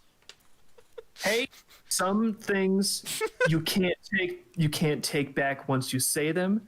So whoa, how'd you guess my nickname for Dave? That's so cool. Colin, I forgot you were here. I can't believe you guys are calling me a I guess me Phagosaurus. and Kid are just on the same wavelength these days, huh? Yeah, you know, our periods really synced up. So. Yeah, Liz, our cycles are moon cycles. That out loud where she could hear also. She's like, Dave, you can't be saying Phagosaurus on Twitch. You get banned. Yeah. We probably will get banned for saying. Well, I mean, those are like his pronouns, basically. So, I mean, they're actually being bigots if they can't let him say it. Dave, you know only Kit's allowed to say that word. It's so unfair. It's stupid. I have my pass. It's in my wallet. I carry it I think around. the chat would back me up. That is not the type of dinosaur I would be. I would prefer to be known as an Allosaurus, and I think everyone will agree with me in the comments. Why is Allosaurus? Is he your favorite? Yeah. Why is that? Why is Allosaurus your favorite? Well, because he's cool. He's kind of like the T-Rex, except he's not as stereotyped. He's got longer arms with 3 fingers, so they can actually kind of do a little more damage. And he ran in packs, but he was still really, really big, like way bigger than a raptor. So Allosaurus was kind of like where it's at. Okay. Just I was hoping you would have nothing to back that up with, but you did, because you have read that dinosaurs book that you draw on. So he really That's does. right. He really does have that. He has a dinosaurs hardback book, an illustrated dinosaurs book for children that he draws on. It's not for children. Anybody can appreciate a dinosaur's book. Keep going. He's had it since the day I met him, and it has not gone away. Actually, no joke. I believe I lost that book in the 2014 fire, and I replaced it with eBay. Like, I replaced it with the exact title again. You rebought the same book because you liked the book, or to draw on it, or both? Both. And plus, I had that book as a drawing surface literally since like middle school. So I was like, no, this is my on-the-go drawing surface that I've had since I was like a little tiny tot of a Dave. I would feel weird having a different drawing surface. I need my dinosaur book. So looked it up, found the correct book, and bought it again. All right, that's really fucking weird, but you know what? You come over to my place, you pop it out and you start drawing, so he's not lying. He's not making any of this up. Like, that's an important book in the Lilly household, apparently. It's not that weird. It's just you got to have a hard surface to draw on the go, and why would you have a hard surface that's also not a book? Two birds with one stone. I've drawn on. You know what? I'm not even gonna argue with it. It's a perfect system. It's what that dinosaur book has produced all the Dreamkeepers books up to now. Why mess with what's obviously working? I like that that you can perceive when the appropriate time is to back away from crazy. I've had to get very good at that. Fagosaurus Rex. Please, Colin, it's Fagosaurus Dix. Get it right. You guys are making fun of me in front of my fans, and that's disrespectful. No, I was making fun of Colin for getting his nomenclature wrong. It's actually making fun of me, I can tell. Well, you fucking dinosaurs. Hurting my feelings. Now I'm going to go to Washington, D.C. and climb on the walls. Listen, some of those guys, did you see the photos of them like climbing on the walls like it was Ninja Warrior? That looked fun as hell. I saw someone dressed as Spider-Man doing it. Oh, They really? do look like they're having fun. I mean, they're probably going to be destroyed socially and economically after this, but they look like they're having fun. Listen, All they gotta do is steal those hard drives and expose everything. No, that'll probably make their lives really miserable. Even like it's the right thing to do, but it'll totally fuck up their lives forever.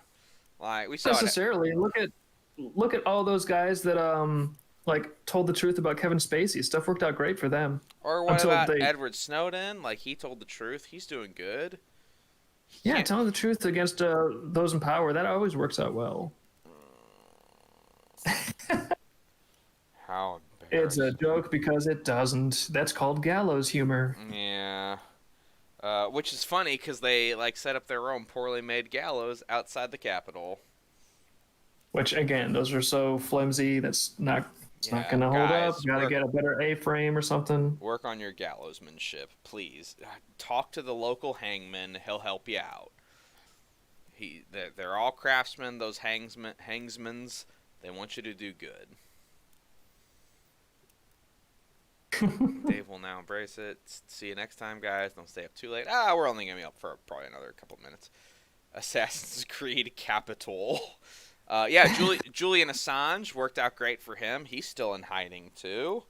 Oh my gosh, would that not be... That's seriously a good idea. Wouldn't it be great if they made the new Assassin's Creed game set in present-day Washington, D.C. Capitol, and you have to go around in, the modern times and assassinate a bunch of corrupt politicians in all the chaos? You jest, but someone had commissioned me to draw that about 6 years ago. Oh, nice. Yeah, I don't know where that guy went or what happened to him, but he commissioned that for me, and I never heard from... I finished the drawing... I don't know if he ever saw it. He just disappeared. That's unnerving. Yeah, and that was the creepy part. Like when he first ran the commission by me, I was like, this sounds like something that could get me in trouble. Well, I'm a retard. I'll draw it, and never heard from him again. You know, finished all the commissions he wanted. Never saw him at a convention again. Never heard from him. Never got approval. Just did the commissions and was like, all right, well, hope he liked them. That was comforting when a person just gets a commission like that and vanishes without a trace. I've had a few commissioners vanish. Sometimes it turns out, like, the one I remember was a guy who, it turns out he, like, got deployed, and he just couldn't get back to me for, like, 2 years because he was over in Iraq or whatever. Oh, But yeah. other times it turns out they're, like, dead, or they want nothing to do with their furry art accounts anymore, or they get embarrassed, or any number of things. Other times, Pretty high like, burnout rate in the furry community. yeah, like other times, like there's a guy who I owe some badges to where he's still active on FA. I've sent him notes and PMs and stuff where I'm like, hey, do you want these? And he just will not get back to me. And I'm like, all right, I guess that was free money. Cool. I know what he looks like, And though, there's so if I one see guy him at a that was- con, like, I'll definitely say something like, hey, like, I still owe you work. Because, like, I like to get that stuff done because I don't want it held against me. I don't want anybody holding it over me. I want to do my job and do it well. That's what I care about.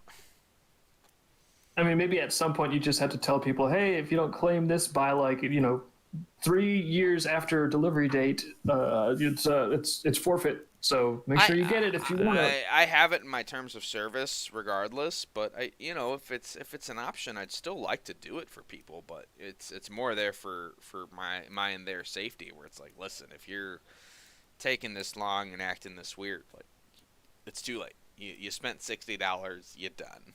Like,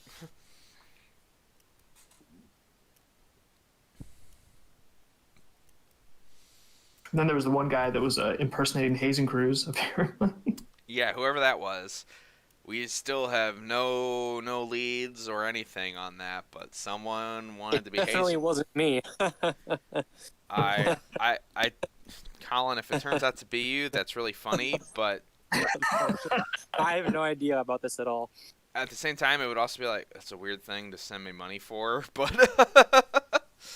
like, cause that's the thing with the Hazen Cruise one was that guy paid me in full, seemed happy with the commission, and then was gone. No idea who, what, where, when. Oh, well, I know when. I just don't know who or why. Who done it? That's more of a mystery I can wrap my arms around. That's like, I can't worry about who's gonna win the Civil War or whether politicians are gonna stop doing that. It's like, who was impersonating Hazen Cruz and getting artwork of him as a bull? Now that's something that maybe Nobody someday knows. we can And- accomplish. We can get to the bottom of that. Hazen and I have talked about it in private about who that could have been or why, and we've just got nothing. Like, we have no idea who that guy was. Which leads me to believe it was probably just a crazy person that happened to have some money. Because people with schizophrenia, they get ideas in their head, and if they have money, they will act on them. Like, they'll just do stuff, and it doesn't matter to them or anybody. And, like, it wouldn't have mattered to me. It still doesn't really, because I did my job and I got paid. Like, and there were no issues. The guy had no complaints. He wasn't hard to work with. Just, he was pretending to be somebody he wasn't. And then that also makes you think, have I had any other commissions like this where someone was pretending to be someone they weren't? Like, how many times has The this happened? impersonation element.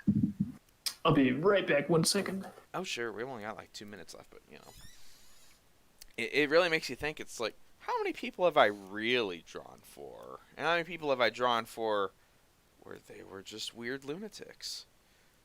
Oh, shit. Are we seeing Dave's drawing fall off his desk in real time while he's away? Look at this. Look at this. It's falling. Oh, it's going to hit the floor. I'm sorry. I'm very fast. Oh, shit. Is it stopping? It's sliding. It was. Oh, it stopped. Damn it. He must have a lip or something. I was really hoping it'd fall on the floor. That idiot. That Phagosaurus.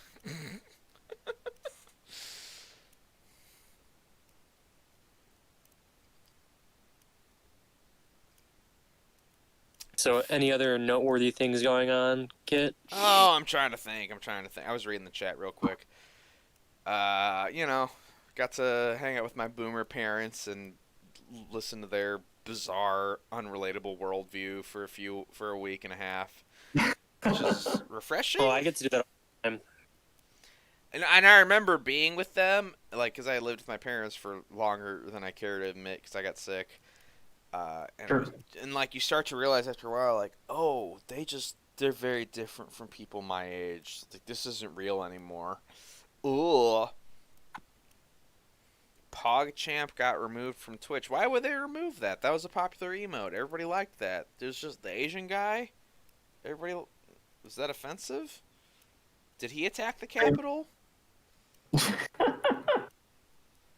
Did they throw pogs at Mike Pence? Like, what happened? Again, they can't be expected to keep the site running perfectly when they have important executive decisions like this to make on a regular basis. That's true. Because the dudes... Gotta have his priorities. Apparently the Asian guy in the emote said stuff about Trump. Did he say, like, really funny things? Or, like, what did he say about Trump? That he wanted to give him a big kiss on the mouth? Or did he want... Or did he say he hated him, but he didn't say it enough? Like, like...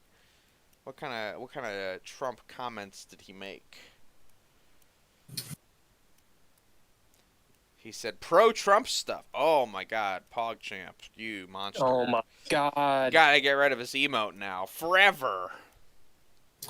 Yeah, the guy was commenting about the riots today, and they removed his emote. They removed emotes of him. Jesus Christ! Welcome to the dystopia. Isn't it cool? Isn't it great having corporations that rule over what you're allowed to say? Meanwhile, in Japan, they had that guy who, like, ran on stage with a katana and stabbed that dude who was talking about communism. They still like action figures you can buy, not of the communism guy, but of the dude who stabbed him. Like, you can just buy that. But we can't even have an emote of a guy who said something on social media today. Oh, no. It's just, it's ridiculous.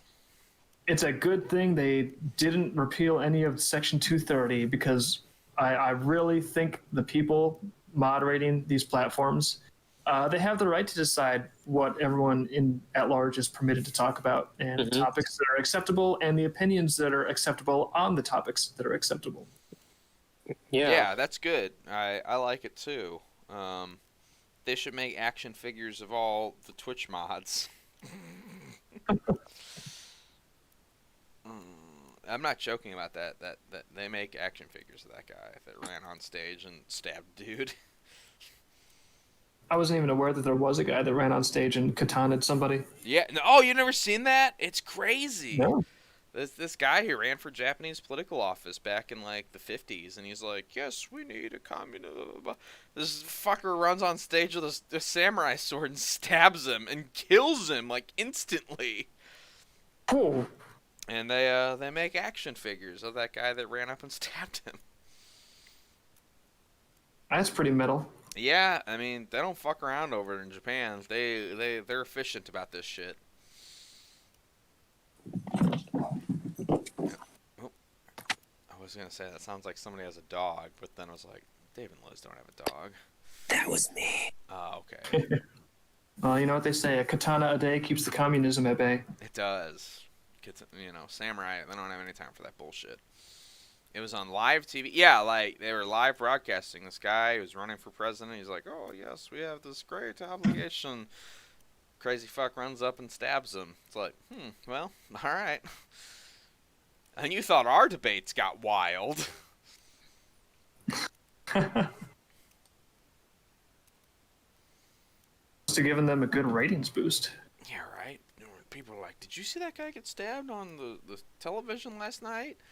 What, like on a television show? Like, no, like on the news. What was it?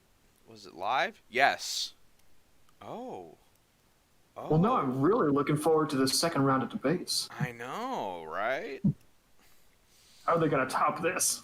I guess Japan really doesn't want communism. Well, Japan or at least that guy who ran up there, like, he really didn't want it. But you know what? Good for him for living his values. That's one way to put it. Sucks to be the guy that got stabbed, I guess, but what are you going to do? That was a long time ago. I can't unstab that guy, so. Chat is saying, tell Dave to check his Telegram. I think someone sent you the video of the guy getting stabbed. Oh, okay, cool. I'll check my Telegram after the yeah, stream. we try not to do that on stream too much. We try to stay. Plus, Dave's in the drawing zone. He then hung himself in prison. Yeah, he didn't want to. He didn't want to be a prison bitch. I get it. They're extreme over there. Yukio Mishima, he was like, all right, I'll take over the government. It didn't go very well. Killed himself immediately. He's like, all right, fuck it. That guy, all right, I'm gonna stab the communist on television. Got that done. Oh, I'm in prison now. Well, fuck it. They're just. What's wrong with them? Don't they have enough? Don't they have enough fluoride in their water? Yeah, they get it done. You know, they got their mission. They do it. And then after that, they're like, well, it either worked or it didn't. All right, it didn't work. Dead. I'm out. Good for them. Good for them. Efficiency. Yeah, I think the other thing that's actually, in a weird way, respectable about that is like the total acceptance of the consequences of their actions simultaneous to performing them. Well, that and like their whole mindset isn't all based around a fear of death. And I think that death fear is kind of how a lot of politicians control people. They have for a long time. And they're just like, well, the worst thing they can do to me is kill me. So if I'm not afraid of that, how do I want to live? Kill this dude on TV? Cool. All right, here I go. Yeah! And that even, like, circling back around to the Washington, D.C. and Capitol stuff, I think that even kind of goes a little of the way towards explaining what's happening, because it might not necessarily be like, oh, what's the worst they can do? Kill me? But, like, a lot of, like, there's so much America right now where there's just no hope of any kind of a good future. Like, oh, you're not allowed to have a job. If you were allowed to have a job, we'd probably just take everything from you. There's no possible way you're going to change. There's nothing you can take from people. What do you take from them? Exactly. So they're at the point where it's like, okay, they've got nothing to lose. They've literally got nothing to lose. So they're just like, yeah, why not just put on some Viking horns and go run into Congress and steal the podium? It's like, what are they going to do? Put me in prison and feed me for the rest of my life? Okay, fine. Yeah, people quite literally have nothing to lose. It's like, well, yeah, what are you going to do? Take my job from me? You already took that. You took my business. Yeah. You took my job. You took my future. Yeah, I'll just go act like a jackass. That sounds mean for someone who's in that situation, but it's like, I'll just do whatever at this point because it's like I have nothing left. You got, and that's a part of responsible government is that you have to give people something to live for, because otherwise, what the fuck are you doing? I mean, personally, I think the job of government is, I think Einstein actually said, the only role of government is to maximize individual liberty. Like, that's the only valid role of government. That is the idealist form of it, and that's, you know what? That's great. That's what I wanted at. That's where I want it. Yeah, and formulating it a little more specifically, I think the way in which the government should be doing that is to be facilitating the ability to move between social strata. Like, if people are way high up and super powerful in business and successful, and they really, really screw up and they're corrupt and terrible and they do a bad job and let they them fall. Fuck people over. Fuck them. Yeah, let them go down. No bailouts. Let them fall real hard. And if there's people that are way down at the bottom, but they work their asses off and they create a lot of value and they really like move their way up and try to improve and better themselves, and they start, you know, it should be possible for someone to go all the way from the top all the way to the bottom, and it should be possible for someone all the way at the bottom to go all the way to the top. Like anyone, if they just like consistently do stuff and try. And so yeah, well, the healthiest, system, success is rewarded and failure is punished, and in some sense you can think of natural selection like that. Like, obviously the ones that didn't make it, and the ones that did, and that happens iteratively, generations and generations and generations, and that just shaped the world that we're in today. But it's also a state of nature that's very scary and difficult for people to grapple with. So structures get put in place that kind of change the inputs and outputs of your feedback loop, and then you start ending up with different loops with different conditions and end conditions and starting conditions, and we're not living, I guess, in a pure success is rewarded, failure is punished environment. It's much more complex than that. Yeah, and Gio, I'm not even against. Gio, you sound like my brain when I'm high. What the fuck? That's like this. I'll start. I'll smoke a bit and then Is that start a good writing. thing or is that a bad thing? I don't know. That's a good thing. That's a good thing because like it lets me get out of like all my protections. Where I'll just start writing how I really feel about things, and I'm like, oh, that's how I write when I'm like that. I'm like, oh, Gio just sounds like that, but he doesn't need a drug to do it. He's just like that. Unless you're smoking right now, which hey, cool. But I'm eating Parthian chicken right now, so that might be the trick. That sounds delicious. Actually, I was going to elaborate on that a little bit and say that I don't even think it's bad to have a society with some safety nets, like some things where it's like, oh, why not? The bottom isn't so deep that you just die. It's like we're fucked. gonna have Like that you're fucked for. You make one mistake, you're fucked forever. It's like, well, then no one's gonna want to try new things. Yeah, so it's like we do want to have some degree of a social safety net, but right now it just seems like most of our institutional structures are not about providing a buffer for people at the bottom. They're more about absolutely cementing anyone above a certain level into power indefinitely. And if anyone that challenges that power just gets fucked. Well, it's people wanting an absolute lack of consequences. Once it's like, okay, I made it, then I don't have any consequences for any actions ever, as opposed to, okay, I want to try some things, and if they fail, well, I'm not going to get ahead, but I won't be fucked forever. It's like, it's people who get ahead, and then they fail at something, and then it's like, it has no consequences. It's what like, frustrates me about, I guess, the balance. modern, I don't know what to call it, just zeitgeist of the internet, like, there's no such thing as redemption for people anymore. It's like, if you ever made a mistake at any point in your life where people are unhappy with what you did or how you acted, 10 years later, you can be just completely torpedoed for that. And maybe you did really bad things in the past, right? Like, all sorts of people fuck up in all sorts of different ways every single day. But that's what experience does. Like, in order to experience teaches you things, but it gives you the test before it teaches you the lesson. So you go out and you do a bunch of things and you succeed at some and you screw up others and you act like an idiot and you say things you probably shouldn't have said or you didn't mean or you didn't know as much as you did at the time as you do now, and you look back on it and you're like, man, that was kind of stupid.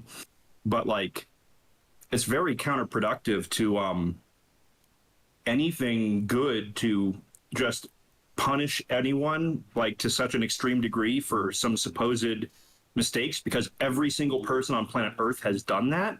And if you just turn the knob and take that to its logical conclusion, it's no one can ever do any positive action in the world ever because you're afraid of punishment or whatever you want to call it. Yeah, in a world like that, the only safe thing is always to conform. Like, if you tell the truth or if you share a thought, like, that's very dangerous, because if it happens to be out of step with the consensus, you're taking a huge risk that someone might decide, oh, that's actually morally unacceptable, and for even thinking of that, you're done, and you're done forever. So you get an environment where people can't tell the truth, they can't even tell the truth about what they think, even like in hypothetical scenarios. And it's just when people can't tell the truth about things, it just goes from bad to worse. And it doesn't. Yeah, it's a degenerating feedback loop. It's not going to sustain itself. It's gonna eat itself. Yeah. And it's gonna be really painful as that process happens. And it seems like in this scenario, the only thing that's a constant is that the people that have a whole lot of power and wealth, they've managed to buffer themselves from all accountability. And it's not like the accountability goes away. Like, ironically, the cost for their mistakes is usually paid by like the lower and middle classes. I mean, even a great example is look at the financial bailouts. The people that destroyed the economy, they had virtually no consequences at all. They got masses and masses and masses of free money thrown at them, gifted to them, lavished on them by the government. Because they fucked up. Yeah, because they fucked up, they got massively rewarded. and because they fucked up and because they knew the right people, because they had the right hookups. But that wasn't necessarily free money. It was free to them, but we owe it. We have to pay it. Like you and me, like that's on us. That's a bill that we, the taxpayers, have to pay, and we're paying it, and we'll pay it for the rest of our lives, and our grandchildren will pay. I mean, that's the Lord. That's the fucked up joke about like we're all getting $600 in the mail. It's like, yeah, but you'll pay it off like fivefold over the course of the next 30 years, and it's like, oh, awesome, great. The next generation will, and they'll just grow up. Once they figure out why they are so poor and why they can't afford to own property the way previous generations could, once they figure out why it is that things are so hard for them and why it is that they can't get ahead and why it is that they can't seem to get any kind of wealth, whereas like this older generation just has so much and seem to have it so relatively easy. Once they figure that out, they're going to be pretty angry. And I mean, we might even be seeing some of the early stages of that. And we're definitely seeing that. No, I found out like my own parents, like they have, and I did the math. They have 1,000 times more money than I do, and I'm just like, holy shit! Like if there were 1,000 me's, they'd have as much money as my parents do, and that's not including a bunch of things. So it's like it's like, well, they've been alive longer. It's like they've been alive twice as long as I have, not 1,000 times as long as I have. And if you look at it on a larger scale, like statistically, like if you look at the boomer generation, I think there's like a graph where here's the percentage of the gross domestic product that they had when they were in the age range of like 20s and 30s. Yes, that's the weird. That's where it gets real weird. I forget what it was. If it was like 16% or something, it's like, yeah, that makes sense. They wouldn't have the majority of the wealth when they're in their 30s or whatever. Sure. But then you look at the same group and it's like, okay, so in the millennials, our generation, the percentage of the gross domestic product that this generation has in their 20s and 30s, and it's like just massive orders of magnitude smaller. And then when you see that and it's like you factor out the differences in age and stuff, you realize, oh yeah, their generation, they were reaping all of the benefits of all of like winning the world wars, being the greatest superpower on the earth. And on top of reaping those benefits, they went ahead and they doubled down and they spent on credit and they put themselves in debt. Every time they could vote to lower their taxes, they lowered them. Every time they could vote to give themselves more benefits, they gave themselves more benefits. And our generation is where the bill is just crashing home and it's leaving a generation of devastation economically. Yeah, and what the fuck do you do? I guess you raid the Capitol, which is why I'm not really mad at those guys. Because I'm like, yeah, I get it. I get why you're mad. People are trying to make it like a left-right thing. And I'm like, no, it's just like a general frustration thing. Yeah, it's a thing where it's like, how can I have like a good future in my life in this system? And I think that's why it gets so easily polarized into left and right. Because left says, hey, we can fix this problem. We do it in this way. And the right says, no, we can fix this problem. We'll do it this way. But the problem is both sides, the leaders are lying to you flat out. Like, and it feels like the leaders are lying to you. And then when you get angry about the way things are, they point you at each other. As opposed to them, the people who did this to you. Yeah, like so. And a lot of this transfer of wealth and this generational theft, a lot of it is like, it's not like it's happening accidentally. Like some of the people in charge of these power structures, they know exactly what they're doing, and they're doing it ruthlessly and consistently and effectively. And that's why they have powerful lobbyists in Washington, so that way, if the time comes to pay the piper, the people paying the piper is us, not them. Yeah, because they're old. Fuck it. Pretty much. Yeah. Well, that's a bit of a downer note. I was hoping to wrap the stream here because we're at 10:20. Oops. But where do you go? It's just like, yeah, it's bad out there, and we're seeing it. We're seeing it. Well, we've been seeing it act slowly, more and more and more until today. It's been like, oh my God, this is the next level up. But it didn't seem like an end point to me. It didn't seem like, oh, this is where everything changes. It was like, no, this is just another thing. Like if I'm being really grim, this seems more like a starting point. Yeah, where it's like, okay, now people are starting to get it, where it's like, hey, things are fucked. They don't seem to understand exactly why or who or where, but they're that feeling that when you see a large amount of people and they're pissed, they're usually not pissed because they're dumb. They know that they're angry about something. They don't necessarily know what caused it or what they're supposed to do about it, but they're usually mad for a pretty good reason. They're not just mad because they want to be. If it's that many people, that organized, and that violent, that's not just like, oh, they just made it up in their heads. No, there's a direction. Yeah, so there's a direction to that kind of thing. Well, we'll have the upper like positive like the great news. That'll be the Saturday. Yeah, that'll be This is Saturday when it's oh. like, wow, those guys that took over the Capitol, that dude that's dressed as a druid, barbarian, he's the new president, and everybody loves him, and it's great. Hopefully that'll be what we have to talk to you about on Saturday. Otherwise, who fucking knows? I'm sure there's gonna be so much fallout from this shit. It's gonna be a rough couple of days. So everybody, be nice to each other. Don't attack each other nonstop on social media. Just talk to each other. If you can't do it on social media, do it in private. Just be like, hey man, I saw you were saying this. What do you think about that? And just talk to each other reasonably. Try to be understanding. I think that's the big takeaway is don't fall for the trap of thinking, oh, the people I should hate are my peers. It's like, nope. They're really not. Just chill out. Don't hurt anybody. Even if that peer focus. is hating on you, they're just probably misguided. Unless they've got tons of money and power, they're probably just don't know what they're doing, or they're caught up in this bullshit. Don't fucking hate each other. It's not helping anybody. Yeah, just chill out. Things are going to be interesting, I guess we can say, but we'll get through it. Just don't run out there and like do something that like just, gets you injured or puts you on a list forever that makes it that you can't have a job or something. You can get a little injured. You can end up on a few lists. I'm on a lot of lists. I'm doing okay. I'm on a lot of lists. 130 and counting. I'm on a lot. I'm on 176, please. Oh, damn. I'm on a lot of lists. So, I'm very injured. I'm not dead yet.